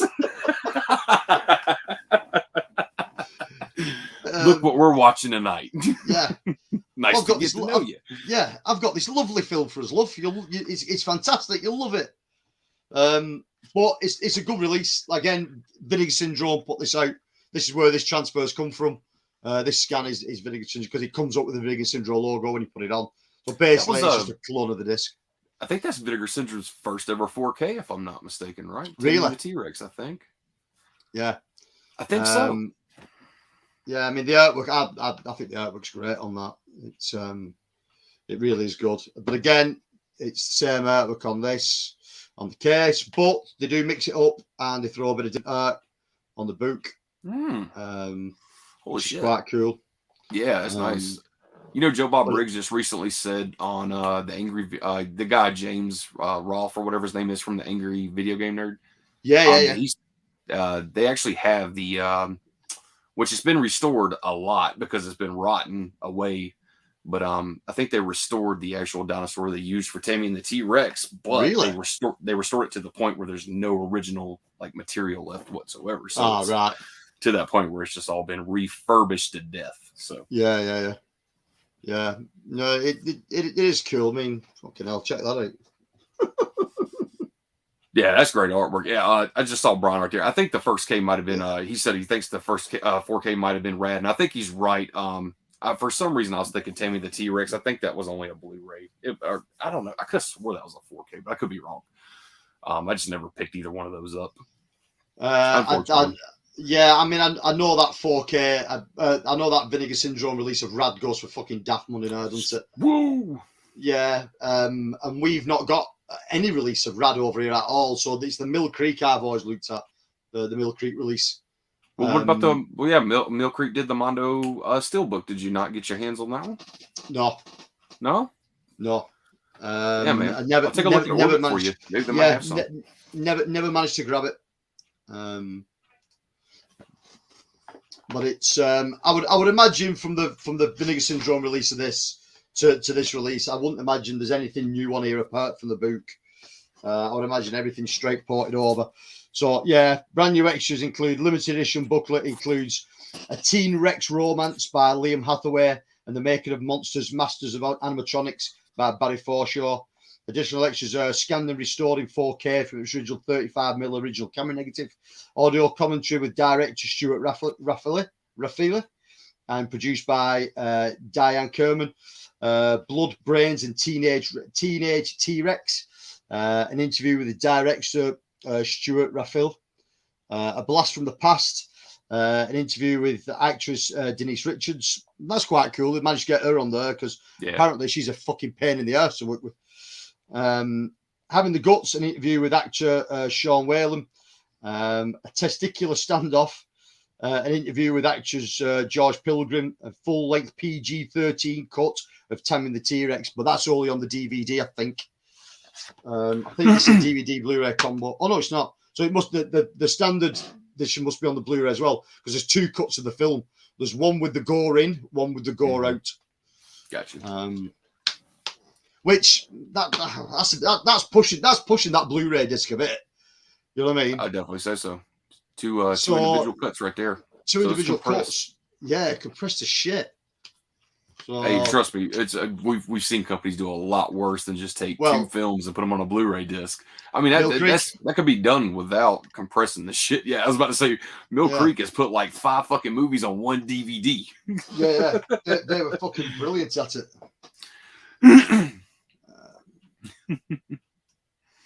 Catch up with the chat. Brian goes blue. Yeah, 4K and Blu-ray probably on eBay now. He was talking about Over the Duck. Okay.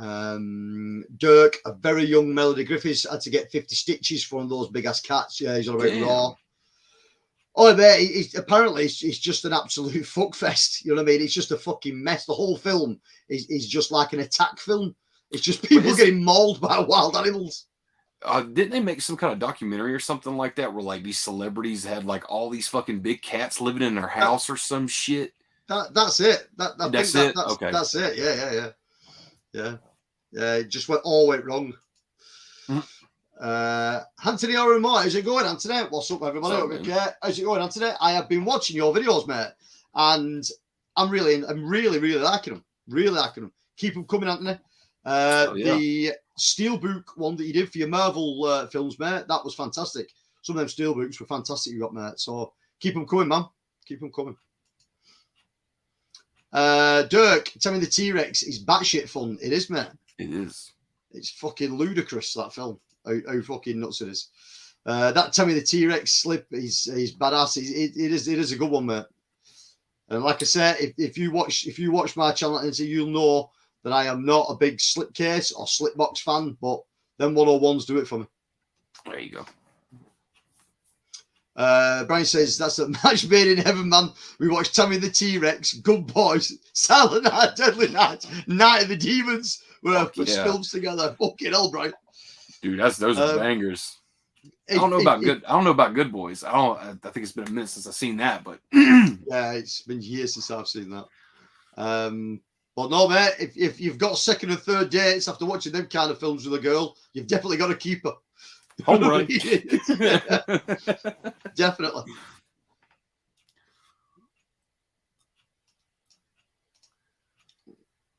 One.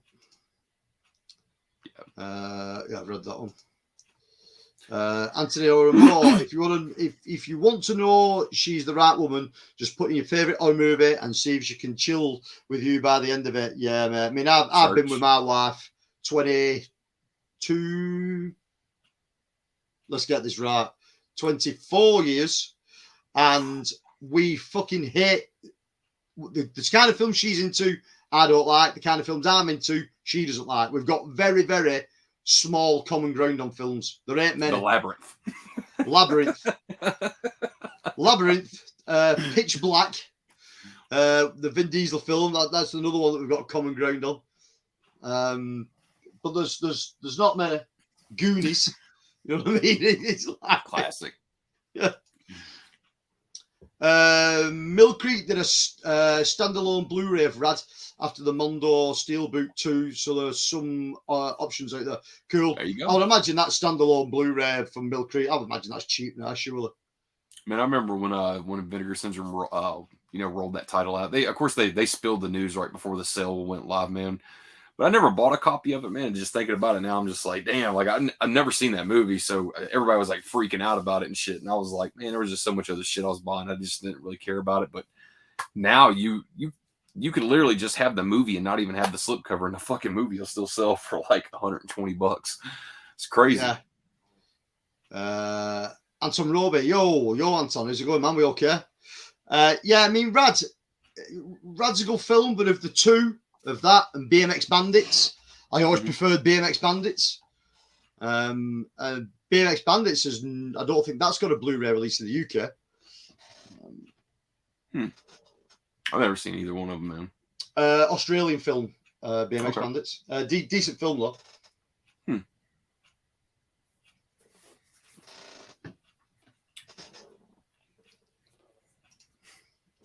Brian said, I got Rad because I'm a sucker for 80s.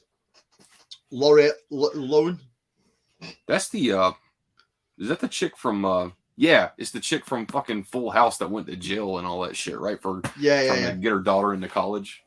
Yeah. Yeah, didn't she not try and bung them some money or something? Or yeah, she got caught doing it too. Like they locked her shit up.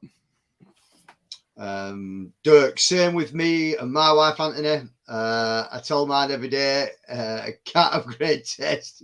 Yeah, I mean, fucking hell, mate. Some of the shit my wife's into, you will not believe. I mean, I'll tell you what, I'll take a handful and show you. And don't judge me. Don't judge me for these being sat on my shelf. Look, he's about to drag his own wife through the fucking mud right now. Right there. Here we go. Do not judge me for having these in my movie room. Pitch Perfect. Oh, shit. Pitch Perfect 2. Pitch Perfect fucking 3. Oh, Jesus Christ, man. Dirty Dancing. and fucking Cruel Intentions. I mean, fuck me. Okay. Wait, man. Nobody puts baby in a corner. Oh God. Man, I'm the essential 80s dude, and I can't watch that film. I mean, fucking loser. She's what? She's supposed to be 15 in the film. He's supposed to be about fucking 30. Is that, you know what I mean? It's just not right. Even in the 80s, and that film's in the fucking 50s, it's still not right. He's a grown ass man.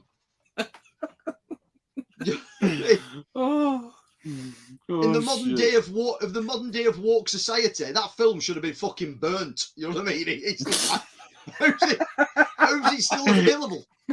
God damn! You went from disliking it, now we're burning the fucking films. It's fucking garbage, though, isn't it? Let's be honest. It's people put it up there on a pedestal as being a classic, and it's this and it's that, and it's another. It's not. It's the film that fucking broke a film company, and it's absolute garbage. You know what I mean? It's not got any redeeming qualities. None. That shit made them a ton of money, though, brother. God almighty. A ton of money. And the money they made off it, they jizzed it onto other films that didn't make any money at all, and then it fucking closed the company. There you go. It's but yeah, no one puts baby in a corner. Women seem to like it. I don't know why, because it's just some dirty old man perving on some young girl. That's all it is. It's fucking. Oh shit. Anthony's horror mode. Dirk, you sit her down and you make her watch TCM 1974 right now. It's there's no way I can make my wife watch Texas Chainsaw, mate. You know what I mean? She loves Dirty Dancing.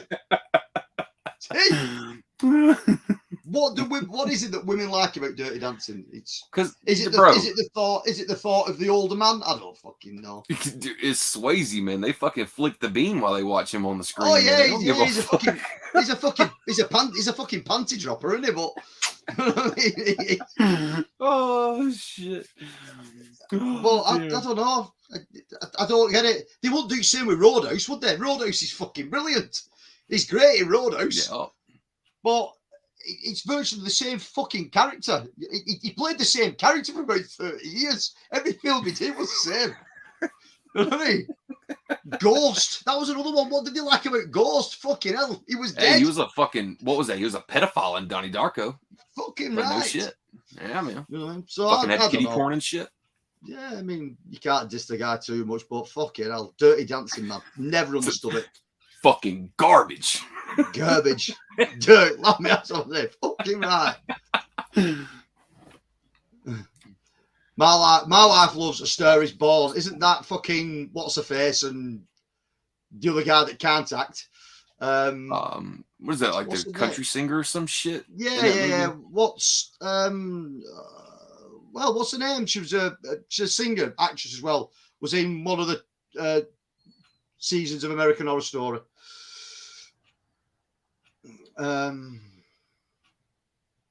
Fucking hell. Honestly, my man is terrible. I have no idea, man. It's Dirk, help me out, dude. It is female singer, American, bit weird. Fucking everyone likes her. She sings her own name. What the fuck? Lady Gaga. There you go. There you go. Bradley Cooper and Lady Gaga. That dude cannot act at all. He is fucking awful. And Lady Gaga in a film together. I mean, fuck off. You know what I mean? I'm not having it. I am not having it. Bradley Cooper. Fucking hell. Have you seen the remake of the A-Team that they did where he plays Face? Yeah. Holy shit. I mean, but dude, man, it's a remake though, man. Come on, they try to touch something like that. You knew they were gonna fuck it up. I quite like Liam Neeson as Hannibal Smith, but you know what I mean? Fucking. Here's the man. Hello, Pops. What's up, guys? Just got to Dr. Ornery's house after watching UFC fight. And he was telling me you all were on. I'll catch the replay. Yeah, dude. Why are you there, man, Luke? I'm repping your shirts. You'll see it earlier on. There we go, man. There you go. Quality print and a nice fit. the one thing I would say, if anyone's looking at buying these t-shirts, size up. Definitely size up. I'm normally a large. I got an extra large in these, and it's about a large. So I'd say the size are a bit on the small. So whatever size you are, go one up from it. Don't put them in a dryer. Don't put it in a dryer. No, definitely not. Dirk says, no, she hates action and horror. My missus doesn't mind an action film, but hates horror films. Dirk, damn. Right, so I'm completely lost where we're up to. Oh, Tammy the T-Rex was last 1 minute. Yeah. And look, the next movie we're about to pull is fucking batshit crazy as it gets. And I like it for it. I do too. Yeah. The soundtrack's weird as fuck. Oh my It's God. got some crazy ass acting in it. It's got some of the worst puppetry you'll ever see in your fucking life. Ever. Period. But it's brilliant. At the same time, it is brilliant. And it is no other than Spookies. Yeah, man. Oh, you double bits. It's the fucking Vinegar Syndrome one and the 101 films. Well, I had to get both of them. Fuck it. Same exact shit, just the book's different. Yeah. So. It's great. I am a big lover of Vipcore. I've got loads of Vipcore releasing down here. Vipcore are fantastic. There's a great documentary on here about Vipcore. 2 documentaries. Yeah. Well, one from Vipco. Yeah, if you don't like the film Spookies, buy it just for that documentary because it's worth 15 quid just for the documentary. Vipcore put out some great titles back in the day, but also was an absolute shit show behind the scenes. So if you don't know Spookies, it's how do you explain it? Haunted house kind of thing. Oh my God, dude! It's if you ever fell out of a high chair as a kid and got like a really bad brain injury, this is like reliving that moment over and over again. Yeah. It's fucking great though. Yeah, the film starts off with a young boy just wandering around in the woods on his own at night, and it turns out that his family have forgot his birthday, so he's run away from home. But then he's stalked by the Wolfman. I mean, what the fuck? And then he ends up walking into this house where there's a birthday party set up for him, and he gets dead excited and doesn't shit himself and run away. He doesn't think, what the fuck is some weird guy having a birthday party for me who I don't even know? No, there's fucking balloons and there's cake and there's birthday presents. There's all kinds of shit going on. And he gets dead excited and then gets killed. You know what I mean? And then it just goes on from there. Like a load of pissed up college kids turn up his house looking to party, and it just goes weird from there. You could tell this film started off as one thing that had loads of other footage spliced into it to try and make it into something else, and it's awful. The editing's awful. It doesn't really make much sense. Like I said, they put the puppetry work in it, but the special effects is awful. But the Grim Reaper that's on the balcony at the end, man, it's fucking brilliant. That whole scene, I love that whole scene. You know what I mean? You can tell it's a guy in a Halloween costume. It's just a fucking costume. It's not special effects. There's no prosthetics. There's no nothing. This is a costume that's been made for about $50, thrown on a guy and gone, right, go out on that balcony and just scare some kids. And that's what he's done. And then what do they do at the end? The camera pans out and he fucking blows up. The Grim Reaper blows up, explodes. And you're like, what have I just watched? You know, but the artwork on the front brilliant. of that case is just complete shit compared to what you get inside the case. Like the artwork on the front of the case on the inside is fucking great. Yeah, it's great. The Grim Reaper I'm talking about is that one. It's you said $50, dude. That's like $20 at Spirit Halloween. It wasn't even that good quality. Spirit Halloween do some good stuff. Whoever's done this, the special effects guy who's done this isn't a special effects guy, is he? He was just fucking some Joe Rogan they found on the streets. Listen, mate, can you knock this up for us? Yeah, go on, I'll have a go. You know what I mean? This fucking drunk grandma to make that shit for him and crochet it or some shit. Honestly, it's fucking terrible, but I love it for it. That's the reason I like it. But it's a brilliant release. and it was one when it was a little bit left field when 101 decided to put this one out, because like Tammy the T-Rex Vinegar Syndrome, yeah, it's fine. And I didn't think about another Vinegar Syndrome release, and then boom, Spookies came out the month after, and I was like, yes, brilliant. But with this one, obviously you've got it as well, mate. Audio commentary with Fright Fest Paul McEnvoy and filmmaker Sean Horgan. That's a good documentary to watch that, as well as limited edition booklet, The Twisted History of Vipcore, VHS and Spookies by Scott Harrison. Scott Harrison tends to do a lot for 101 films.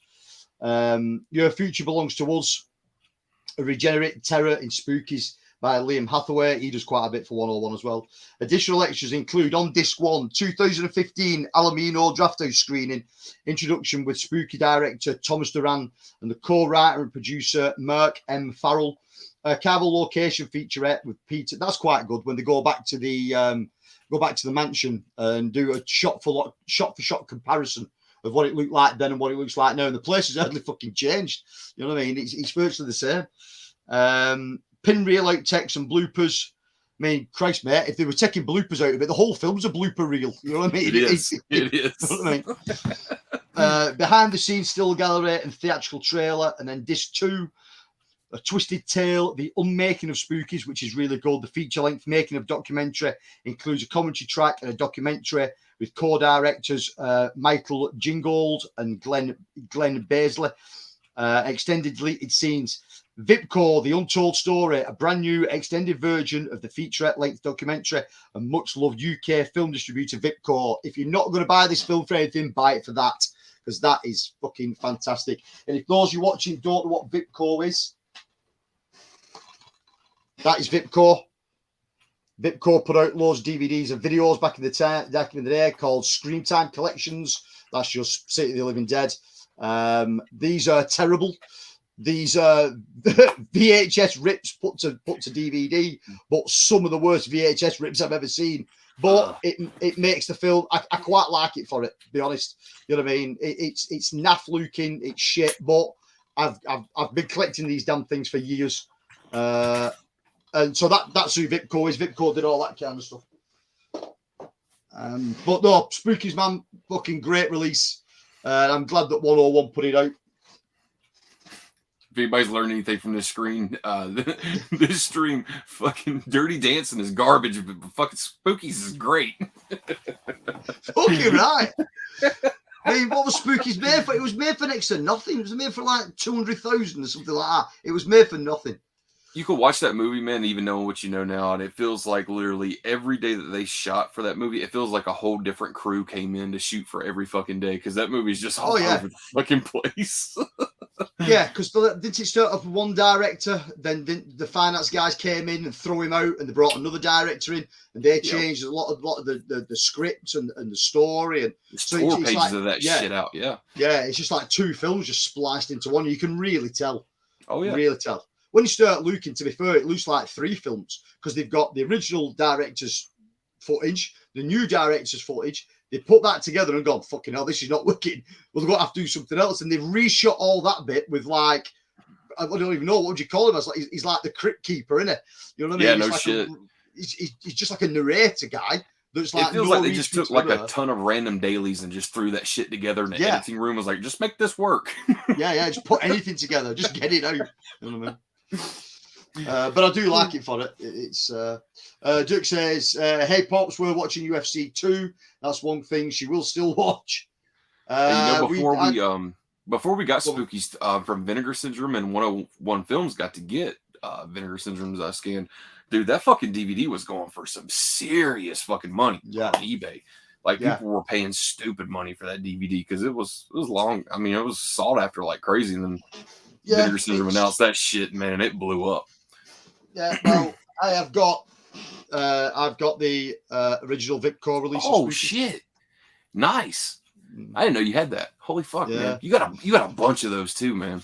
Loads I saw that fucking stack that you had. That is, hey man, the spider web scene. Fucking hell!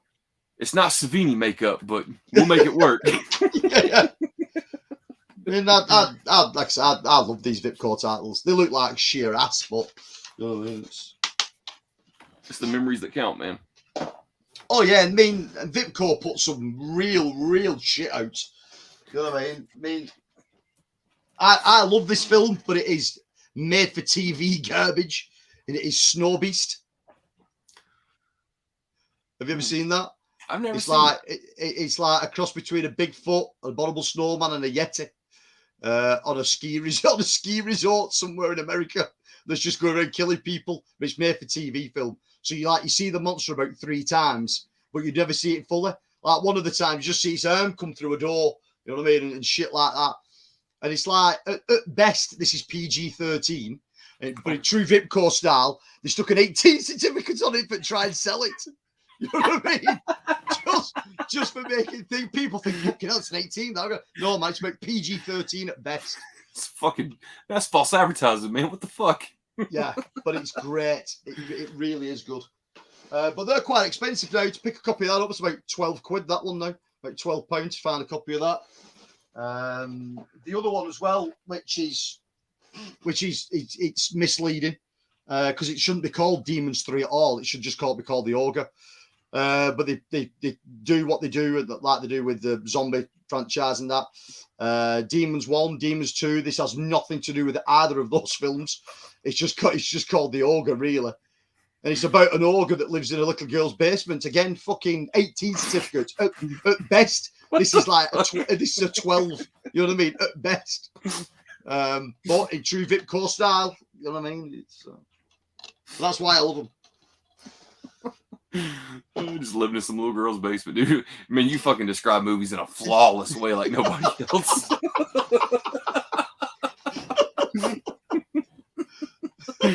Oh shit! Anthony's on more. What's up, pops? Enjoying the fight. No, that's one thing I can say is I am not into UFC. I am not a fan. Dirk says I have the vinegar syndrome coming, but I don't have that beautiful slip. Talking about Spookies. Yeah, was the standard edition on the sale last time round?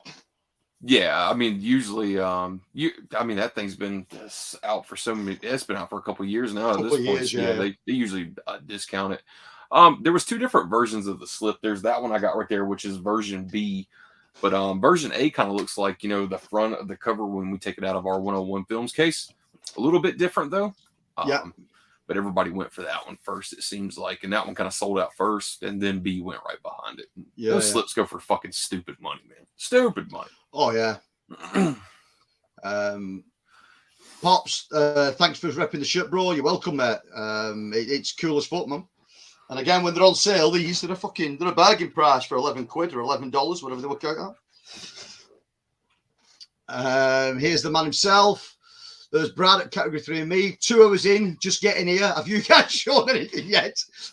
Given our history, I can't be sure. Well, we have shown a few, mate, but then got sidetracked with fucking Dirty Dancing and Vipco. So I've been slagging Dirty Dancing off for the last fucking 20 minutes. So fucking priceless too. Priceless. What was I going to say then? I was going to say something. Oh yeah, Brad. I got. I've messaged you before, mate. Your package came in for the Friday the 13th box set, so I will knock a little video out tomorrow and whack that up my channel, mate, on my channel, mate. The one thing I will do though, I will not show me unboxing it because I carefully slid open the top before to have a little peek in like that. Fucking packing peanuts everywhere, and I mean fucking everywhere. So I thought I'm on doing that at Nerd Room. But luckily, it used the biodegradable ones. You know, the ones that you put in water and they just dissolve into nothing. So that was on it. There you go. There's some seven peanuts right there. Yeah. So I will be showing that set, Brad. Thank you very much, mate. It's much appreciated. Spookies. Dirk, Spookies is a deep coma nightmare mixed with LSD, mescaline, blockade, and a director that had a massive brain injury as a kid. Fucking perfect description. Perfect.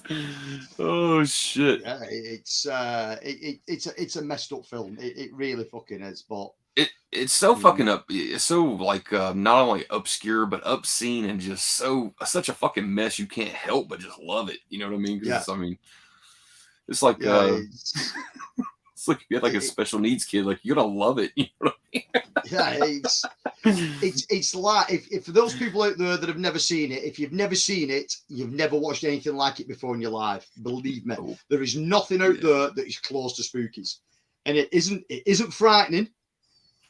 It isn't good.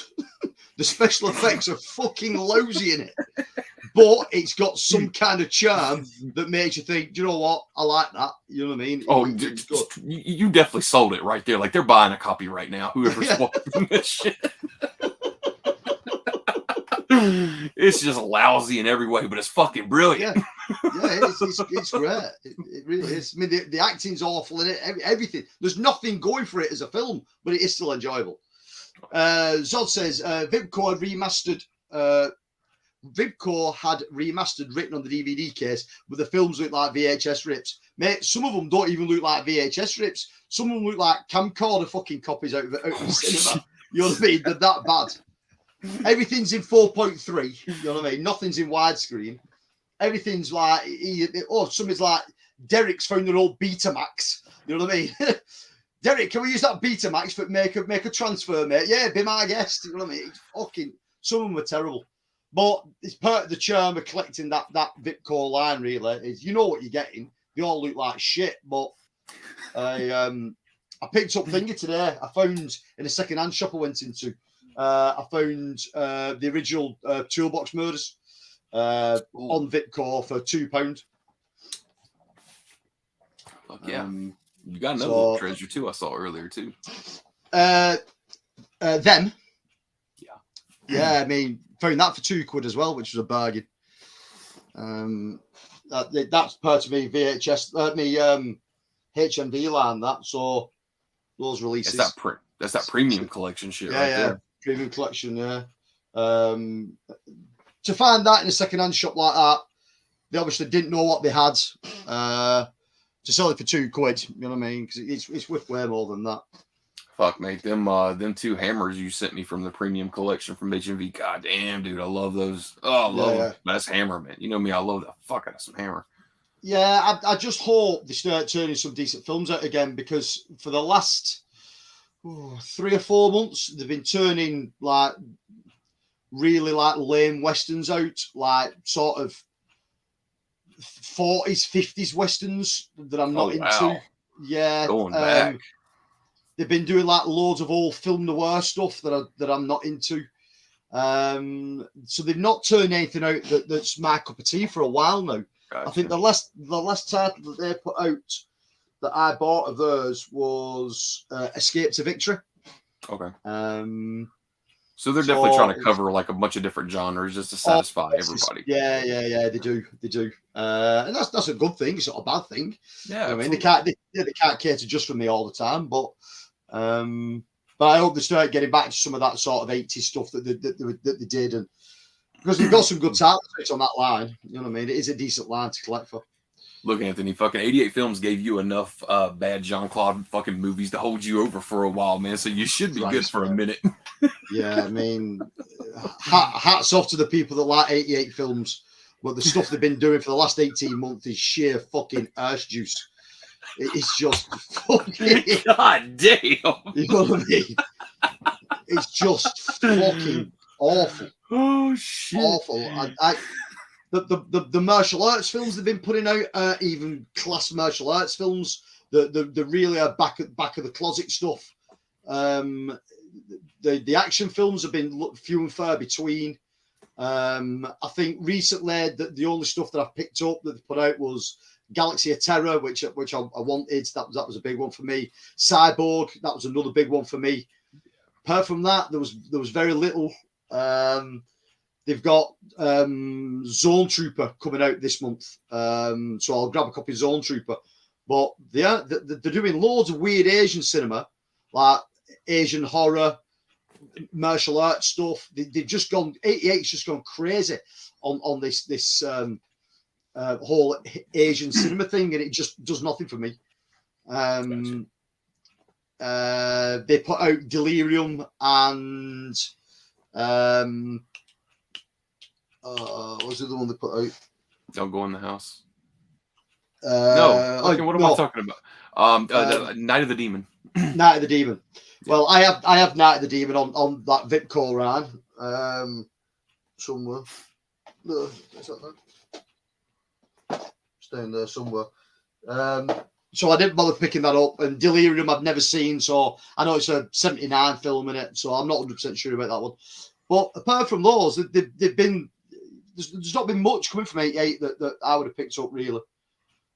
So from just to drop Zone Troopers out of nowhere, then yeah, I'll have that one. But there ain't much else coming out from them. I missed that one. Dirk, Johnny, sell me a spooky slip for VS release. You don't want that slip cover. How much is that going for now? Just the slip? Man, knowing eBay prices and plus what Vinegar Syndrome collectors pay just for these fucking slipcovers, man, there's no telling, honestly. I know the version A one goes for more than the version B one. Once upon a time it did. I would assume it still does, but man, they fucking, dude, those guys pay some crazy money just for fucking cardboard slips, dude. Yeah. It's just, yeah, it's nuts, really, isn't it? But if that's your thing, Pokemon cards, man. Yeah. Spooky's VHS in the UK was made by Palace Video. It was, which is the same as Creepers. Love those big box cases. I have got a copy of Creepers Zod in the big Palace Video, the gold box one with the purple inlay, the purple video case. And it's fucking beautiful. It is beautiful. It is. It's one of the standout pieces in my VHS collection. Spookies, yeah, they decided to put it out. I've not seen that available for years, mate. I've not seen anybody trying to plug that for a while, so I would take it. I would imagine it's hard to get hold of now. But am I right, Zod, that the Palace one in that big box set, is that a red case? I'm sure it's a red case. That Spookies one in that big box VHS. Dirk says, I think that slip's going around for around 100 for a slip. Holy fuck. Fuck that shit. It's crazy. That's half of my collection behind you, $100. $100 bucks. 100 bucks. Shit I can buy with $100. Yeah. I can buy like 3 things from Orbit. If you're into the same shit as me, I could probably buy about 30 films. Just how much ketamine you can get with $100.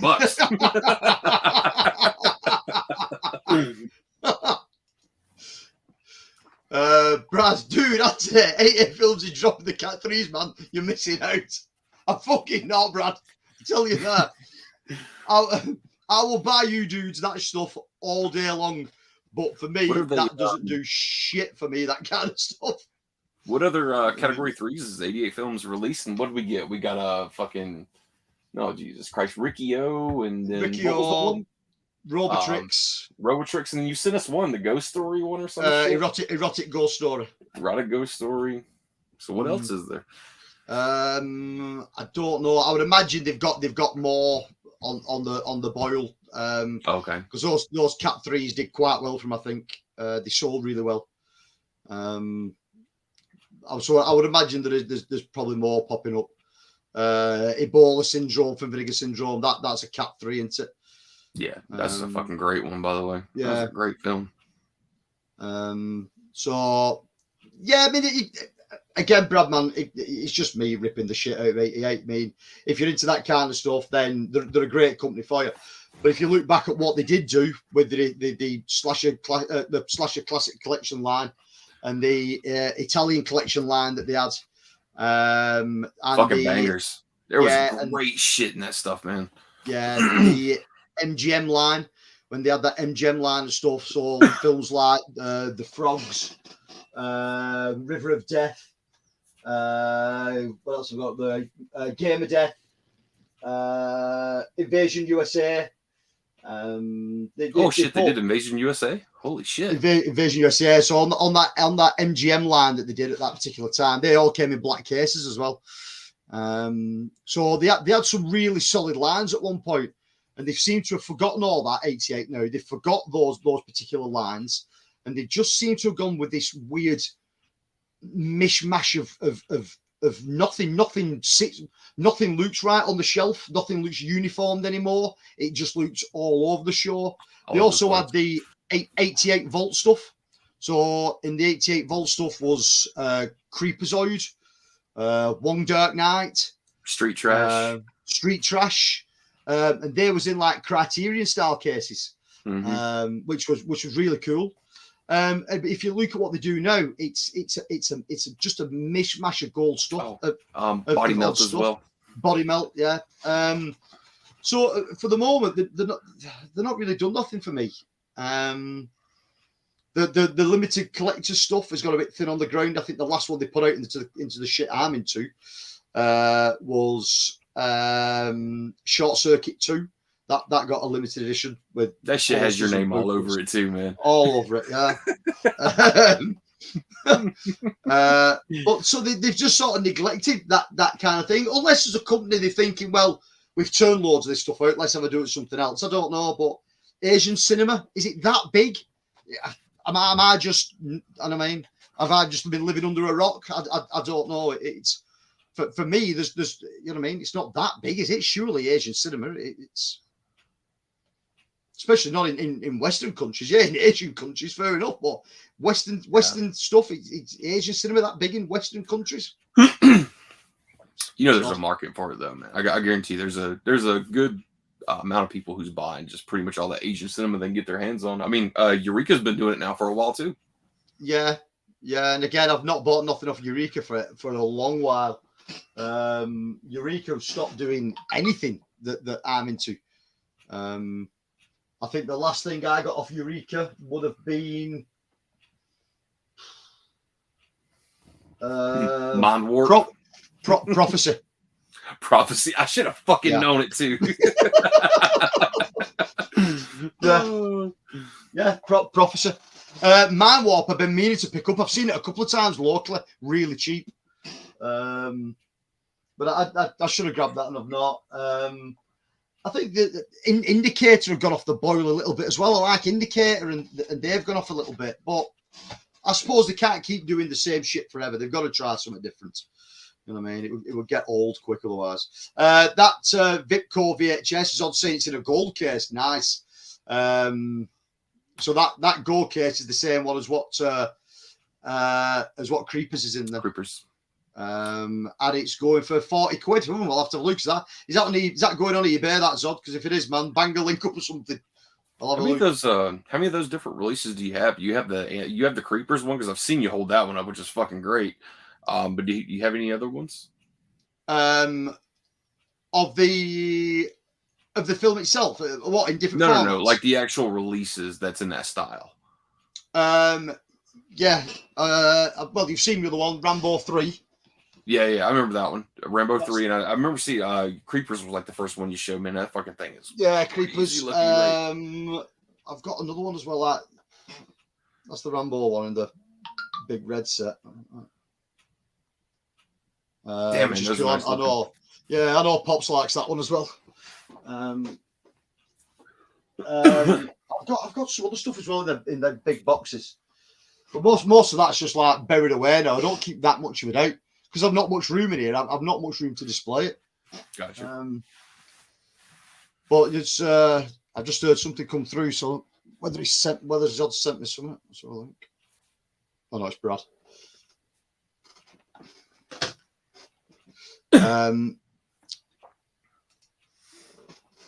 Brad, the more Chinese flicks coming that predate the Cat 3 rating that definitely would be considered Cat 3.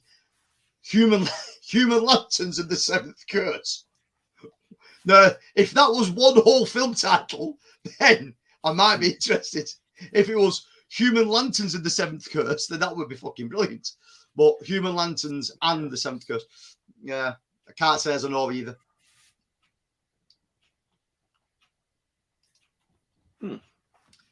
Dirk says, I stand corrected. I found a spooky slip for $59.99 free shipping. Fucking hell, mate. I want him to drive it to house for $59.99. Fuck me. I love a good deal. He'd have to gift wrap that shit, mate, and bring it to my front door for $60 quid. And bring that shit with a steak or something. Yeah. Someone singing, I need a hero while watching Short Circuit too. Man, see, they won't make films like that anymore because in that particular film, the guy they've got playing the Indian isn't Indian. He's a white guy they've blacked up. They wouldn't get away with it anymore. And he's putting an Indian accent on. I'm surprised he's never had to come out and apologise for that. Give it time. Give it time. Yeah. Brian says, I want that Romper Stomper Ridget case from '88. Films always heard that's a great film. If you've never seen Romper Stomper, mate, you are in for a fun time. It's Ray. Is it Ray Winston? I'm sure it's Ray Winston. Ray Winston that's in Romper Stomper. Nuts film, mate. Violent as fuck. Right, so where are we up to? I've completely forgot. Oh, Spookies we've just done. The next one I've got, Spine number 20 from 1981. Again, another great one. This one was put out by Scream Factory. Again, I love this film. And I don't know why, because it is pretty shit. But it's Hell Night. A Linda Blair classic. It's one of them films that it's a slow burn. You know what's coming around every corner. There's nothing, you know what I mean, unexpected about it at fuck all. You know what I mean? But it's Linda Blair, and I've got quite a few I've got a decent collection of Linda Blair stuff. And she's not the best actress you'll ever see, but you know what I mean? But this was sort of the last of the really good titles that 101 put out. Spine number 20 from 1981. After this, I don't own anymore in this run now. This is it for me. I sort of switched off, and this is where I sort of started getting a little bit disappointed with what 101 were doing. This is a fantastic release. So they've gone back to, that's the artwork on this. That's the artwork on the box. And then the artwork on the book's different as well. Oh, sweet. It's quite cool. All right. Like I said, again, this one's from Scream Factory. So you know what you're getting. You know the transfer's going to be pretty decent. Big write-up in this one as well. There's trying to find some decent pictures, isn't it? Always good, these books. Always, you know what I mean? The thing is, though, you need a magnifying glass to fucking read some of the print. It's that small. With my eyesight, I have no chance of reading some of that. But it's a cool read. Excuse me.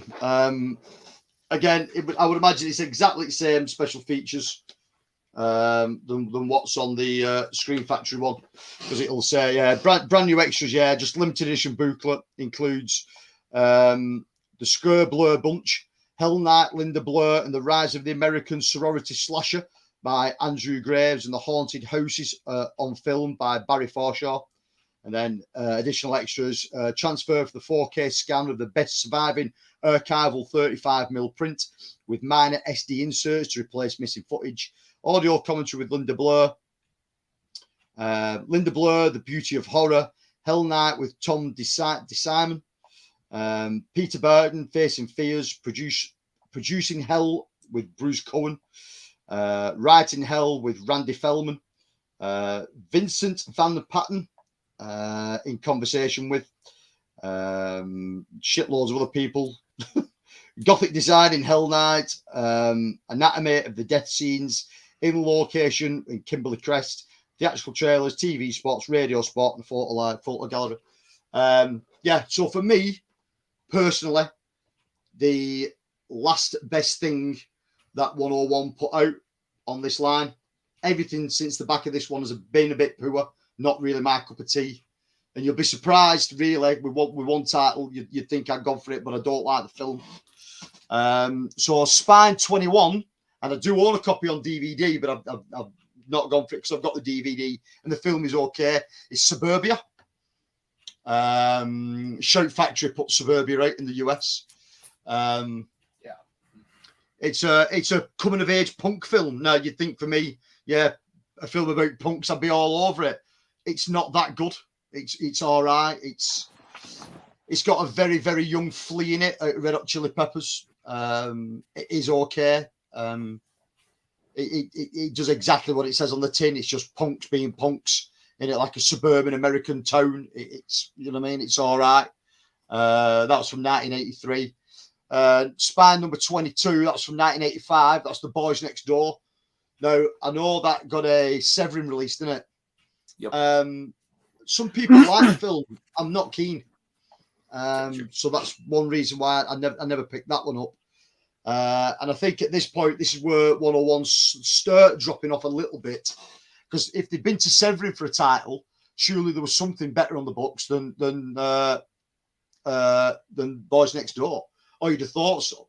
You know what I mean? They've just done two Vinegar Syndrome releases and a Scream Factory release. Surely to God, they could have gone to Severin and gone, right, what have you got for the money? Surely they could have got a decent fucking B horror movie from the masters of it. But absolutely. No, took The Boys Next Door, which was a bit of an odd one, really. And then we start going into some, like, I don't care less kind of stuff. The last broadcast from 1998, me and you chatted about this one before. This is a found footage film. I don't really do found footage films. And it's a found footage film about the Jersey Devil. So, you know what I mean? It's neither here nor there for me that I don't really care less about it. And Spine 24 was a film from 2011, an Australian film called Snowtown. Knew nothing about it. But what they did with this release, they completely fucked it up. And instead of them being in nice white cases like this, so they all look pristine, they all look identical, they put it in a red case. So now when you put them side by side, everything on your own, it looks odd. So the spine numbers on there, the date's on there, but it's red instead of being white. It looks weird. But then again, I know nothing about the film. And Australian films, for me personally, tend to be a little bit morbid. They're always sort of dealing with depression, down on the luck, deprived areas of Australia. They're always really serious. You know what I mean? And I don't do that kind of shit. You know what I mean? And most Australian cinemas the same. So it's not for me. And it being a modern film as well, 2011, I mean, fucking hell, that. Now, the one thing I will say about this, there is no US release of that film on Blu-ray. So that probably sums it up. You know what I mean? There you go, so, especially with the license fees. Yeah. And now we get to number 25, which is the last current one that's on the shelves. And it is Johnny Mnemonic. Oh, boy. Yes. No. I am going to wait for the next sale for this. And I will pick it up, even though the transfer is supposed to look like shit. It's supposed to be really bad. Has one replied to anybody's complaints over the transfer? I'm not 100% sure. I haven't read anywhere that they have. Whether this was a really old transfer that they got from somewhere else, I'm not sure. Or whether it's their transfer that they've done and it isn't that good. I don't know. I've not been able to work it out. Because as far as I'm aware, there is no other Blu-ray release other than this in either the US or the UK. Now, whether there's a German release of it, whether there's a Spanish or Italian release of it, I just don't know. And that's where the transfers come from. I'm not sure.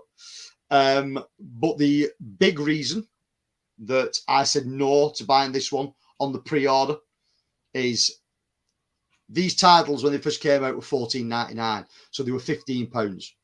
And then just after sort of the pandemic hit and all that shit, they went to $16.99. That's fine. £2, I can handle that. That's okay. I don't mind paying £2 for a company that I like supporting. Johnny Mnemonic was $25.99. And I do not know why. You weren't getting anything extra, really. If that was somebody else's transfer, then that's not really cost them much. There's a bit of special features on there, but that can't have cost them nearly £10 a release more than what their other stuff has been.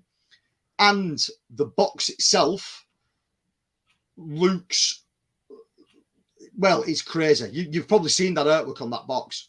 it's fucking mind melting. That artwork. It's beautiful, but it does not tie in with anything else. You put this on a shelf with all these, and it goes white, white, white, white, white, one red, and then that crazy Johnny Mnemonic one. And I was like, right, okay, do I need it in that box set?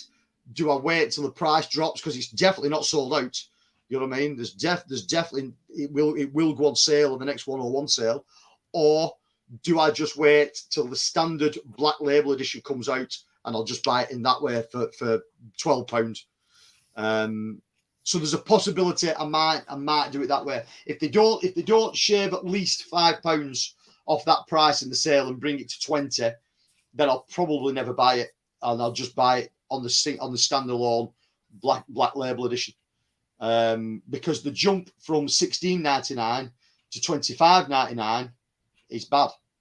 You know what I mean? That it's £9. Where they gained an extra £9, I'll never know. Maybe secure the license or something. They jacked the price up because maybe they just spent a little bit too much than what they anticipated. I mean, who knows? Maybe. I just don't know. But that's expensive for anything that's 101's done. It's the most expensive thing that 101 have done, and people sort of ripped it a new one when it came out. So, just curious, is that one priced higher than what originally they did the double feature for Silent Night, Deadly Night? As for retail? No. Oh, well, yeah. Silent Night, Deadly Night was $34.99 when that came out. That's two films, though. But that was two. Yeah, it was two films. So if you break it down, you're like £17 a film, $17.50 a film, which is that's fine. I'd have paid the $35 for that set all day long. But $25.99 for a release like this in the same style box, just multicolored, with a similar kind of booklet, with a one disc release, with no reverse art. It's pricey, very pricey, and it put me off. The other thing as well currently, and it's weird that me and you have spoken about the release that 101 put out of Crystal Lake Memories. That has been weirdly the first 101 release that hasn't been put into stores, that they've kept online only. And I was shocked by it because I pre-ordered a copy in HMV, and HMV took my pre-order. And when I went in to pick it up, they said, "We're really sorry, Tony, there's none coming." I said, "Right, okay, don't worry about it." He said, "No, there is none coming in. Pre-orders have been that low for it that 101 are not sending anything to HMV." I was like, right, okay. So that starts alarm bells ringing a little bit. So between the Johnny Mnemonic release and the release of Crystal Lake Memories, I was like, is the writing on the cards here, really? You know what I mean? For 101, are they struggling? Are they struggling to secure titles? Are they struggling to sell anything at the price where they're still making money? And that's why they're jacking the prices up. And then about 2 weeks ago, maybe 3 weeks ago, the release calendar popped up, and the spine number 26 is going back to the original way these look, and back down to $14.99, and with a title I love. And I've got the DVD of it here, and they've secured the rights for Ramones Rock and Roll High School. That was put out by Shout Factory in the US. I love this film, and I can't wait to see what 101 have done with it. I would imagine that everything that's on this DVD was ported over to that Shout Factory release, and I'll imagine everything from that release is going to get cloned onto this 101 release. I can't, apart from the booklet, I can't see them doing anything new for it, but I'm really excited that they are doing something to see this film in HD, because I love this film. If you like the Ramones, you'll like it. If you like high school films, you'll like it. There's no real out-and-out storyline. There's a bit of one. It's just the Ramones film, basically. It's got loads of Ramones tracks in it. You've got 4 tracks of the Ramones that are live in this as well, where they're on stage. I mean, the special features just on this DVD alone outweighs a lot of stuff that these boutique companies are putting onto Blu-ray now. And this is an old Prism Leisure release on DVD.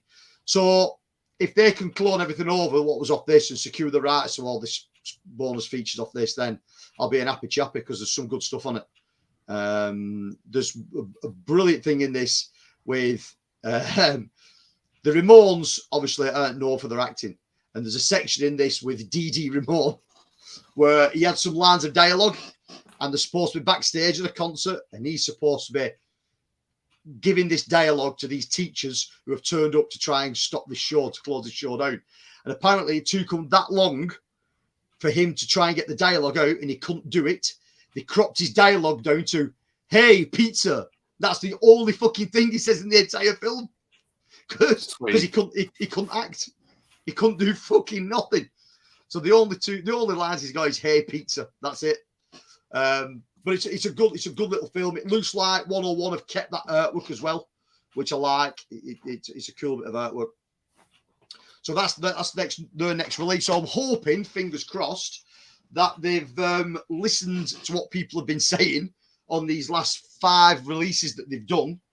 And I think people was basically saying to them, listen, just go back to the old formula, do what you was doing, go to companies like Shout Factory, Scream Factory, Vinegar Syndrome, Severin, what was the other ones they've been at? Olive, Synapse, you know what I mean? And see what they've got and pick some of this stuff up. Because we haven't got a lot of that, we haven't got a lot of this stuff in the UK. There's still a hell of a lot of stuff, especially on Severin. Most of those Severin releases have never had a UK release. So they've got an open library there, you know what I mean? If they could strike a deal with Severin on some of that stuff, it would sell really well in the UK. But hopefully with that release in the pipeline, they're going back to what they were doing, which was good for the money. So that will take it when that comes out. That'll take it to Spine number 26. So they'll have 26 editions in that limited collector's edition. What did you say? It was 26? 26 altogether. There is, yeah. Gotcha. That is, it's a weird choice that they opened the doors with Severin, and the first title that they decided to throw out there was The Boys Next Door. I've seen that flick, and don't get me wrong, I like it. I even bought it during this sale, just so I could check out some special features on it and stuff. Because I did basically I think they only got it though just because Charlie Sheen's in the movie and they're trying to sell it that way probably. But yeah, for that pick though, I mean there was just a whole catalog of just some awesome shit they could have went for. Yeah. That probably would have fit the that 101 line at that time. I mean, shit, man, look at the 2 VS releases too, man, that they just pumped out right there. And I mean, they definitely had an in with Severin. So why not grab some I don't know, like Devil's Honey kind of shit, like some Fulci shit, you know what I mean, or something like that. But that's what I mean. Obviously Severin must have picked Overboard up on the cheap. You know what I mean? So you know it. Why not license that off Severin? That film would sell in the fucking bucket load. You know what I mean? For a company like 101 turning something like that, because they've got other comedy kind of films. You know what I mean? In the catalogue of stuff, they've got Three Amigos is on the 101 line. What's the other one? I don't own a copy of it though, but I'm Gonna Get You, Sucker. So they've got relative, you know what I mean? I don't know why they went down the line of choosing what they did. And the other thing that I don't get that what 101's done is join forces with Agfa. Because those Agfa titles are just straight up shit. You know what I mean? There's no other way of looking at it. It's just straight up shot on film, shot to camera, fucking garbage. But they decided that 101 and Agfa are going to release these titles with slipcases on them in the UK, and they've already put out the Zodiac Killer, She Freaks. Mm-hmm. What's the other one? There's a couple, and they're relatively cheap, but they're fucking shit. You know what I mean? They're awful films. So I don't get it. I really don't get it. It's as though It's fucking garbage, mate. It is. And it's as though all these UK companies at the moment, apart from Arrow, are frightened to death of staying with something. They've all got to be looking for either the next big thing or something different. They're all frightened to death of doing what they do, which they do well. They're frightened to death of staying with that sort of way of working. They're all looking for something else. And I get it a little bit, but fucking hell, come on. You know what I mean? So some of the titles that are coming out, do I really need Zodiac Killer in Blu-ray? No. You know what I mean? There'll be somebody somewhere that fucking loves it, but it's not me. It's, you know what I mean? Yeah. So for everything they do, everything that 101 do from when they first started as a company to about 12 months back, give or take, was excellent. Everything since the last 12 months has been a bit wishy-washy, a bit artsy, a bit weird, you know what I mean? A bit overpriced. It's as though they've lost the way a little bit, but they're not the only company. There's loads of companies done it. So I don't know if it's a thing in the market that all these companies are looking at, or whether they're really running out of stuff to put out now. You know what I mean? It's odd. It really is odd. It definitely appears. I mean, just on the outside, if you had to kind of take a guess of what was the reasoning and why did they pick what they picked, I would definitely say, man, like at the end of the day, they probably sought after the cheapest thing that they could get their hands on from whatever company they were going through. But it is kind of bizarre to think about, though, that Scream Factory would let like Silent Night, Deadly Night 1 and 2 go for a cheap price for 101 to grab. Hell Night. Because I mean, they put a lot of money into that one right there just to clean that up for the surviving film elements. And like, come on, man. What's that? Especially Spookies. Timmy the T-Rex. Vinegar Syndrome definitely put some budget into that. I don't see them letting that go so cheap, even if it's a temporary license for their scan. Yeah, it's like I said, Prom Night, that came in from Synapse. Mm-hmm. You know what I mean? So, you know what I mean? I mean, I can't see Synapse letting a franchise like Prom Night go that cheaply. So they've obviously been in touch with these companies and dealing with these companies. Yeah. You know what I mean? The world's their oyster. It could be a thing with trade too. Like we're thinking about like them personally financing something to get a temporary license, but they could have actually like held like an acquisition where they were like, well, we got this right here. We can temporarily release the license to you for region A.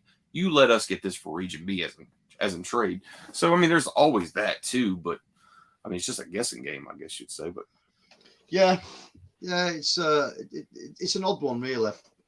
School of 22. Hello, School. How's it going, man? What's up, man? School of 22, Boys Next Door, it's pretty good. Yeah, it's just not my cup of tea.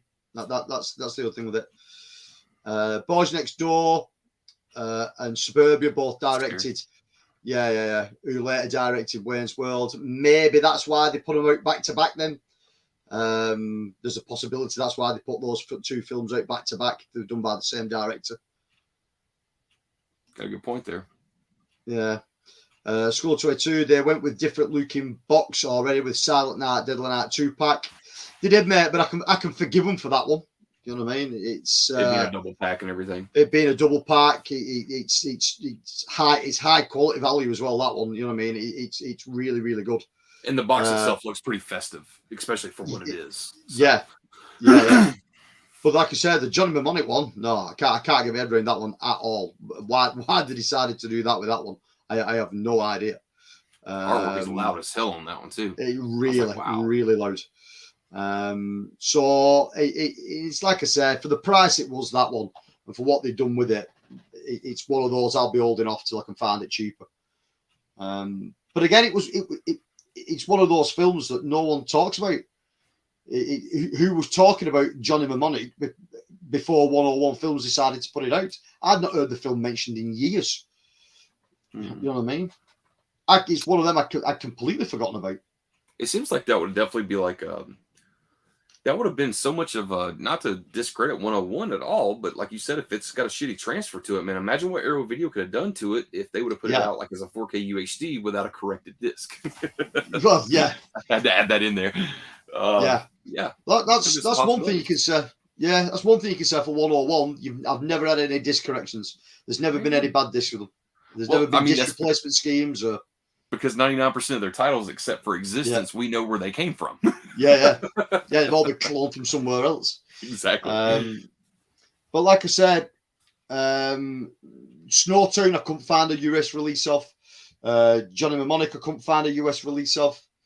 What was the other one I couldn't find US releases of? There was a couple in there, man. Black Books. I mean, I didn't even know that film. The Cooler. There was no US release for that. William H. Macy. Yeah. So obviously those transfers are coming from somewhere. Because like I said, they're not accustomed to doing their own transfers. So it's but as a whole, as a company, I love them to death. You know what I mean? I know I'm nitpicking at certain things, and I shouldn't do really, but it's for general scheme of things, everything they do, I love. You know what I mean? The old, and we'll go through this at some time as well as, but the old cult movie collection line that they did, I think it's I gotta phenomenal. check that out, man. I'm so glad you held that up too, man. We was talking about Howard a little bit ago, man. I'm completely excited about checking it out. I'm telling you, just going to Orbit and getting the German media book for Hitcher and revisiting that, for the first time in quite a while, and then seeing the Kino release, Wanted Dead or Alive, dude, that shit right there I was like, fuck yeah, man. Like I'm just hoping, like, the other 80 titles that I had in that fucking box that I got, I hope it's somewhere like halfway as good as that movie. That shit was banging, dude. I love that shit. Could watch it all day long. Like, I compare that movie with Papa sent me this flick from Olive Films, Stone Cold. Like, put those on back to back. That's a fucking double feature right there, man. Yeah, yeah. So who was that put out by in the US? Olive Films. Mm-hmm. So 101 must have done dealers with Olive Films before then, because they also have that film as well on the red label. Okay, damn, I didn't know that. Yeah, so they've obviously worked with them before. I mean, they've obviously worked with other companies before, but not everything is in the limited edition range. Yeah. So they've obviously worked with Vinegar Syndrome before with titles like Raw Force. Yeah, because that's a VS release. And they got that from Vinegar Syndrome, that same exact scan. Yeah. Into the Night, that's a Shout Factory release. Yep. Here's another Shout Factory release they got the scan from right here, and that's Exterminator 2. Exterminator 2, yeah. That's a great movie right there. Fucking brilliant film. It's a fucking banger. Yeah, I would imagine, was Nightmare Scream Factory? Yeah, that's Scream Factory. Yeah. Yeah, that's a Scream Factory release. Pledge Night, was that VS as well? That's Vinegar Syndrome. Yeah. Yep. Great fucking movie. Now, it makes me wonder, though, because I know this is probably more like an independent film, but I think they got this from either the label Epic or Dread, it looks like. But, I mean, Uncle Peckerhead, too. It makes you wonder, like, how much do they fork up to really just to get that 101 Red Label release for it? So, have you checked that out yet? No, and I should have done, because it was on sale last time for about £4. Yeah, not to mention I've been telling you for like 2 fucking years now to watch it. I know. Well, it was you that had been going at me about Pledge Night. Get Pledge Night. Yeah. And that popped up this time round of the sale for £4. So I grabbed Pledge Night. Have you watched it yet? I've still not put it in yet. I've opened it and I've had a look, but I've still not managed to watch it yet.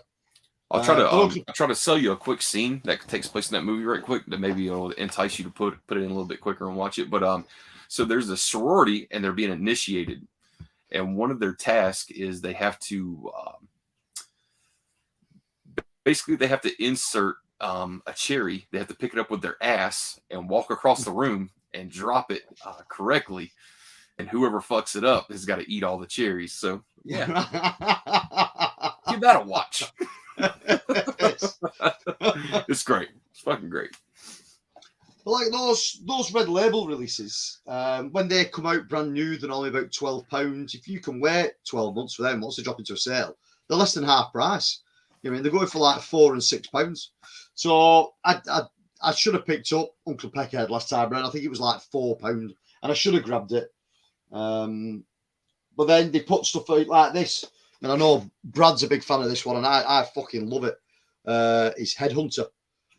It's a fucking great flick. For 101 to pick that up, I was shocked. You know what I mean? I didn't think they'd have been into anything like that, but that is a great film. And then just other weird ones they picked up as well. I mean, I love this film as well. Plunkett and McLean. That's a film about highwaymen.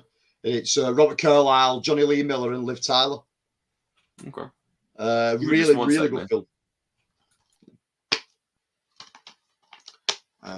What we've got in the chat.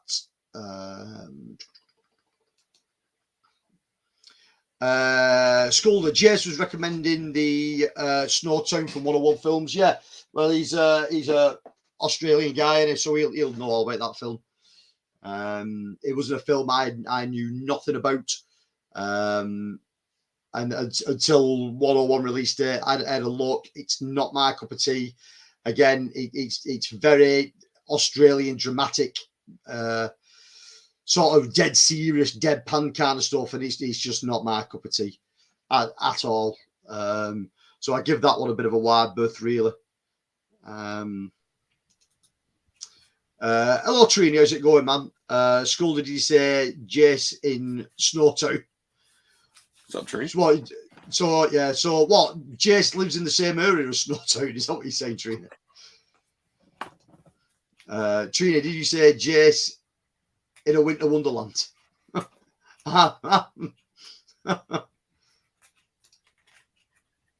So there's a multitude of pleasures to be had from 101 Films, and like I said, if you go through that classic collections line, I would hazard a guess that all of that stuff has come through Shout Factory, Scream Factory. Definitely, it's all their stuff. And I know this is the one that Pops paid through the nose for. This is Dolls. Yeah. That thing goes for fucking stupid money on Scream Factory. I mean, what you're looking at now on that, 100 plus? Way too fucking much money, that's for sure. Yeah. Get that for like fucking $5? yeah, $5. Yeah, in sale, £4. You know what I mean? Same film, same transfer, same everything. Just a clone of that disc. There you go. There you go. That's it.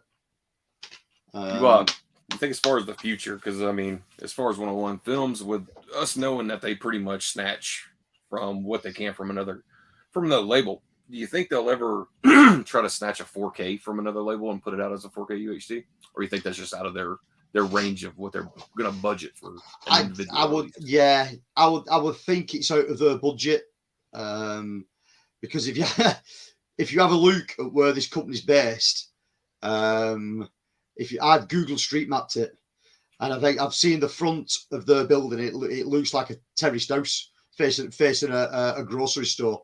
You know what I mean? It's shit. like, yeah, it's a tiny place.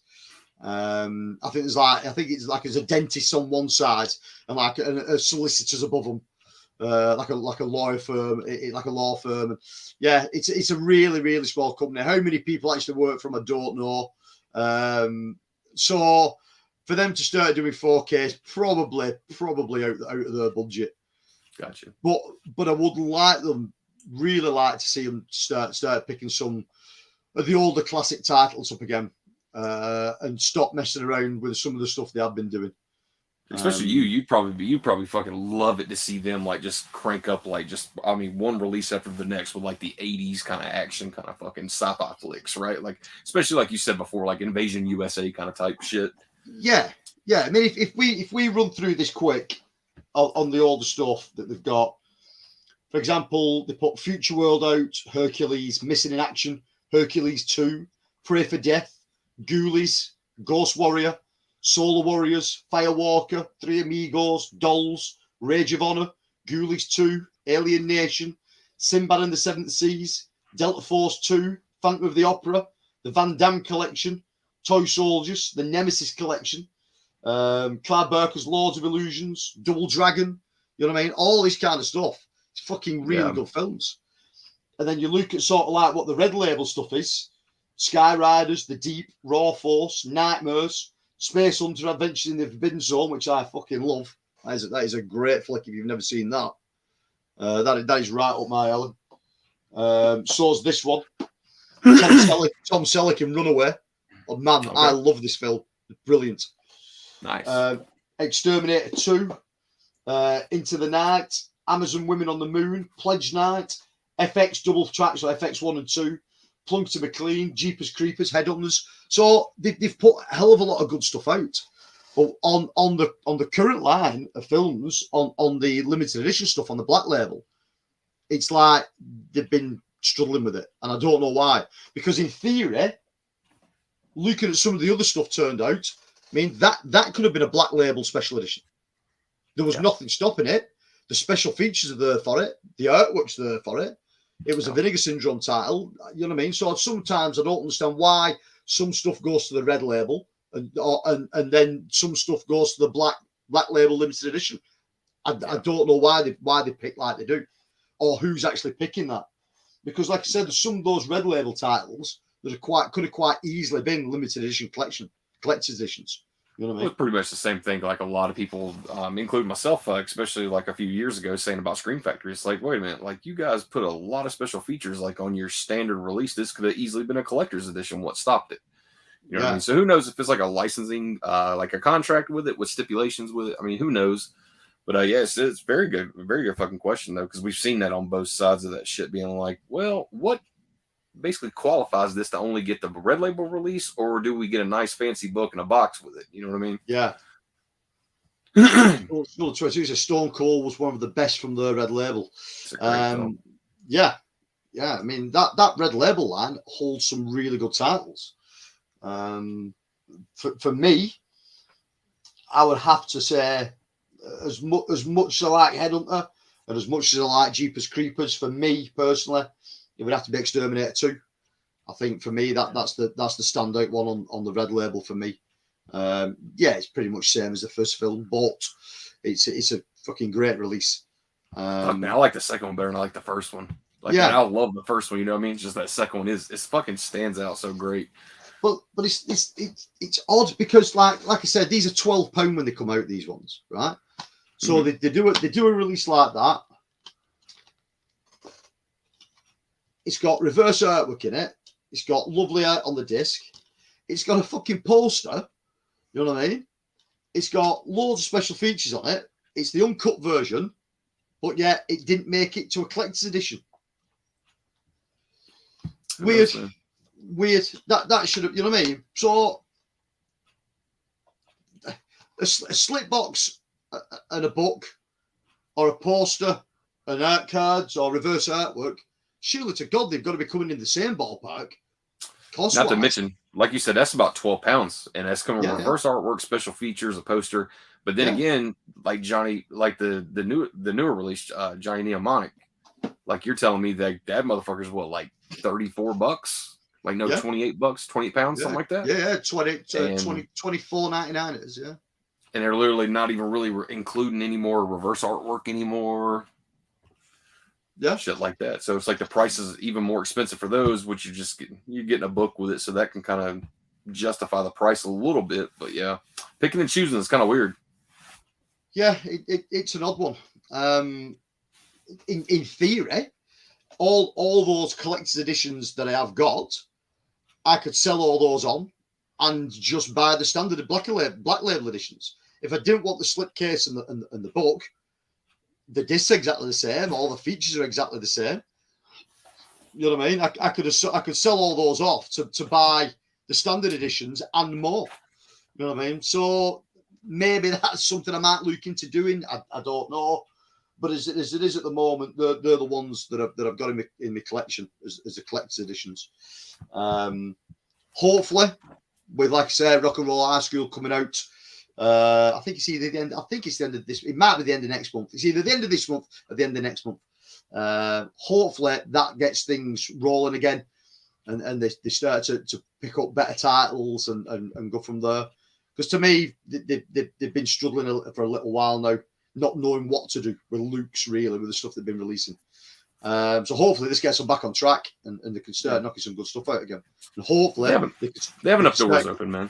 I mean, look at their previous history. They got enough. They got plenty of vendor shit right there already from these other labels. If they could just go in there and have the budget to actually pick and choose, you know what I mean? Yeah, and I'd like to think that they listen to the fan base. You know what I mean? Because there's not a bigger sports person really than me to, you know what I mean? I'll bang that 101 drum all day long about them. And if you look on YouTube, I've probably got more collective videos about 101 films than any other YouTuber on here. I've loads of stuff about 101 films on here. So you'd like to think that they look at this kind of stuff. You know what I mean? They may just fucking think it's nothing. People like us talking about this, but in theory, it's probably everything. You know what I mean? We're the people that's buying this stuff. We're the people that's driving this stuff to other people and showing other people that, especially you guys in the US that don't know about this stuff.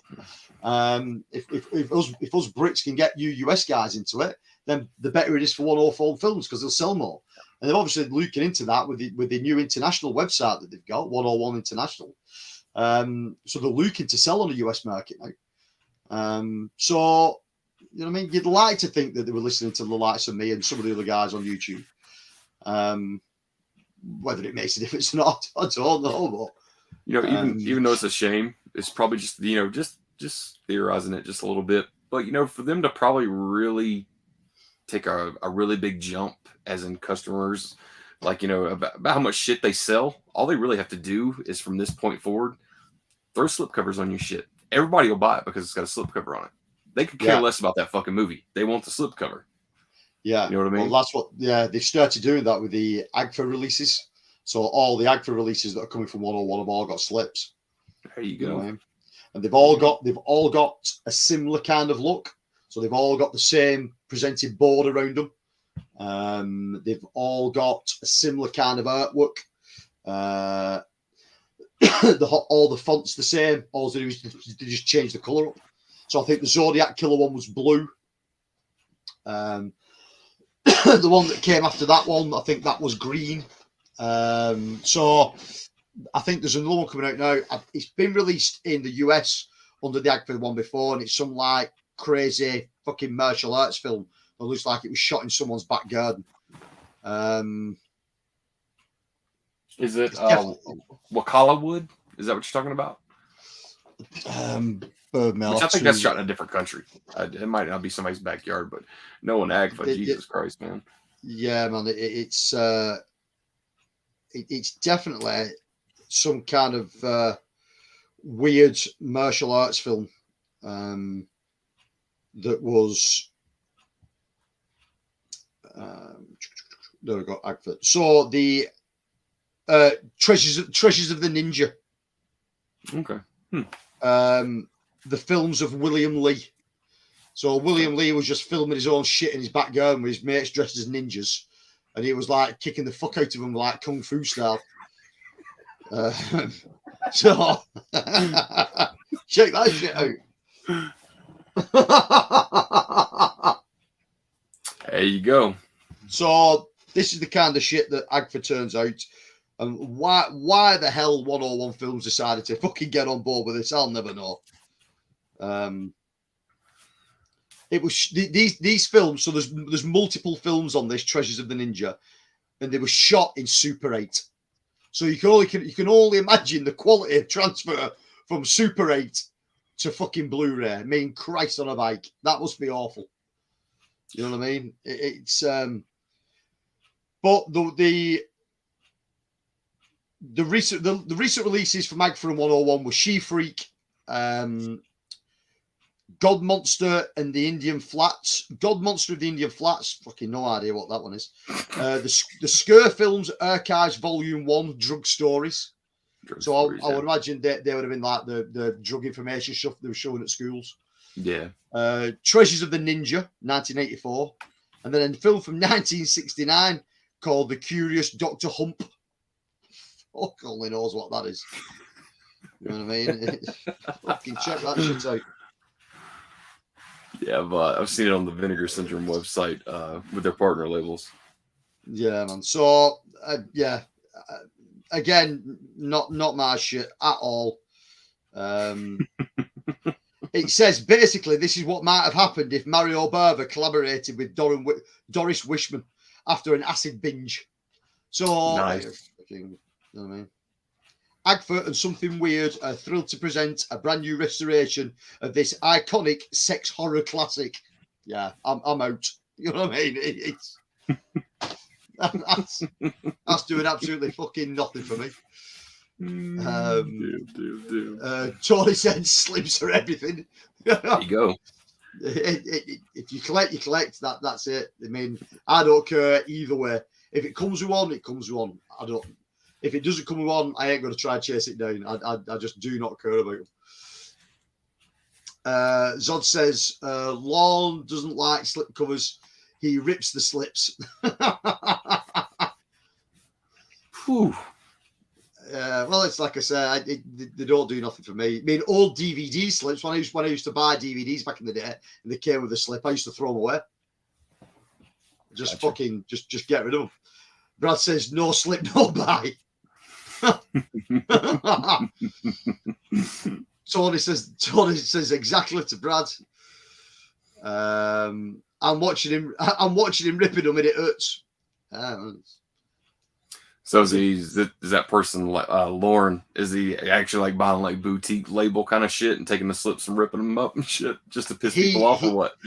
He was the I'm not sure where the UK is from. He was the British guy that had a massive collection and had some kind of meltdown on his YouTube channel and just started taking like slip covers that were worth a fortune and just ripping them up on camera. Are you talking about Spider Geek? Yeah, that's him. Yeah. Okay. Yeah, I just did a it was about 2 weeks ago. I had me and Dirk was shooting this shit and I was telling him about Spider Geek, man. That was yeah, dude, man, that was a fucking crazy time, man. That was a crazy time. But man, hopefully he's doing good though, man. Hopefully so what is his deal, man? Did he start up a new channel and just rename it from Spider Geek or I don't know. I don't know if Lorne's his real name or I'm not 100% sure. I'm sure that's who Zod's talking about though. He'll let us know if it is or it isn't. Yeah, sure Zod, for real. If he started another channel and got something else going, man, like definitely hit it up in the comment section, man. I love it. Yeah, I love the fucking Spider Geek, man. Fucking he was, yeah. He just had a rough time, man. That's for sure. Ooh, yeah, he was partying hard. Yeah, yeah. I think he even said when he made that video after being kind of gone there for a little bit, because his behavior's got a little bit fucked up there for a little bit. But he even said like his personal life was falling apart and his substance abuse too was not fucking helping none of that. So, but yeah, he had a fucking great collection, man. He definitely had like one of the most fucking craziest Arrow video collections I've ever seen on YouTube. And, I bought a lot of shit from him, man, whenever he started selling off his collection. Yeah, it's like I said, them slip covers, if you start chasing them and it's something you want, you know what I mean? Hats off to you. You know what I mean? It's all part of the chase. It's all part of the collecting experience. It's just never really done anything for me. If they come with one, fine. If they don't come with one, I'm okay with that. You know what I mean? It's I mean what I tend to do now is all my Arrow video stuff. If it does come with a slip, I generally take it off and I just lay it down flat and I've got them all in a folder, my Arrow ones. So I don't put any of my Arrow films out in the slip anymore. Oh, so Lorne, so he's talking about someone different. So Lorne, his channel is Visited by Voices, it's called. I'm gonna look that shit up right quick. Because there's not a whole lot of people on YouTube who's like known to literally just fucking rip up slipcovers, just for the fuck of it. Usually that's somebody who's either doing it because they're just trying to piss somebody off, or they're probably doing it for attention reasons. I would assume. Yeah. There's not too many people who do that. No, not at all. Fuck me running, man. Ooh.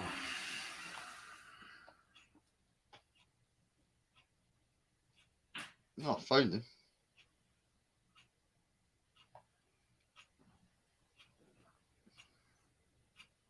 Visited by Voices 1 right there. Let's see what we got.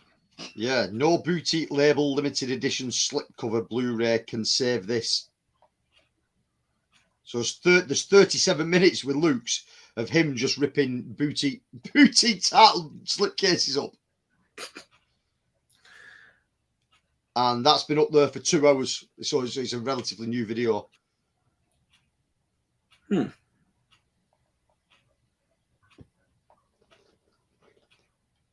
Yeah, that doesn't look like the same guy for sure. No, it's not. Okay. Zod, he hates slips. Brad says Lorne isn't trolling, he just hates slips. I hate slips, no. mate, but I just give them to somebody. You know what I mean? Yeah. If somebody wants, I just give them away. Definitely. Either don't that see or the fucking, what was that? Spookies that Dirk said? It's like the fucking thing's like $60 on eBay, man. Dude, get a couple of those together, man. Fuck, you could buy your next big box from a sale or something. Yeah. I mean, I don't like slips, but I wouldn't rip them up. You know what I mean? I'd either sell them or give them to somebody that wanted them, or you know what I mean? It's I mean, the guy's got 311 videos on here, so conversations from around the horror genre, plus storytelling, autopsies, community shows, home of Critical Pursuit, the most dangerous game show. Oh, he's from the US.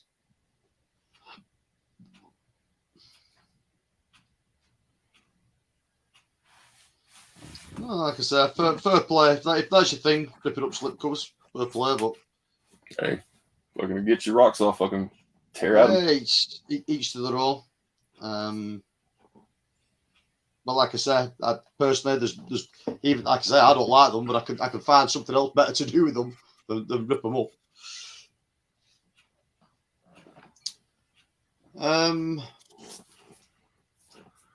Right, dude, I've shown everything that's in that particular line. It is now 1:30 in the morning here in the UK, and a can of dragon soup in me. So you don't know if you're drunk or off your nuts on caffeine. This shuts me. Brad, if you're still watching, mate, this is the shit. Forget Guinness, buy dragon soup.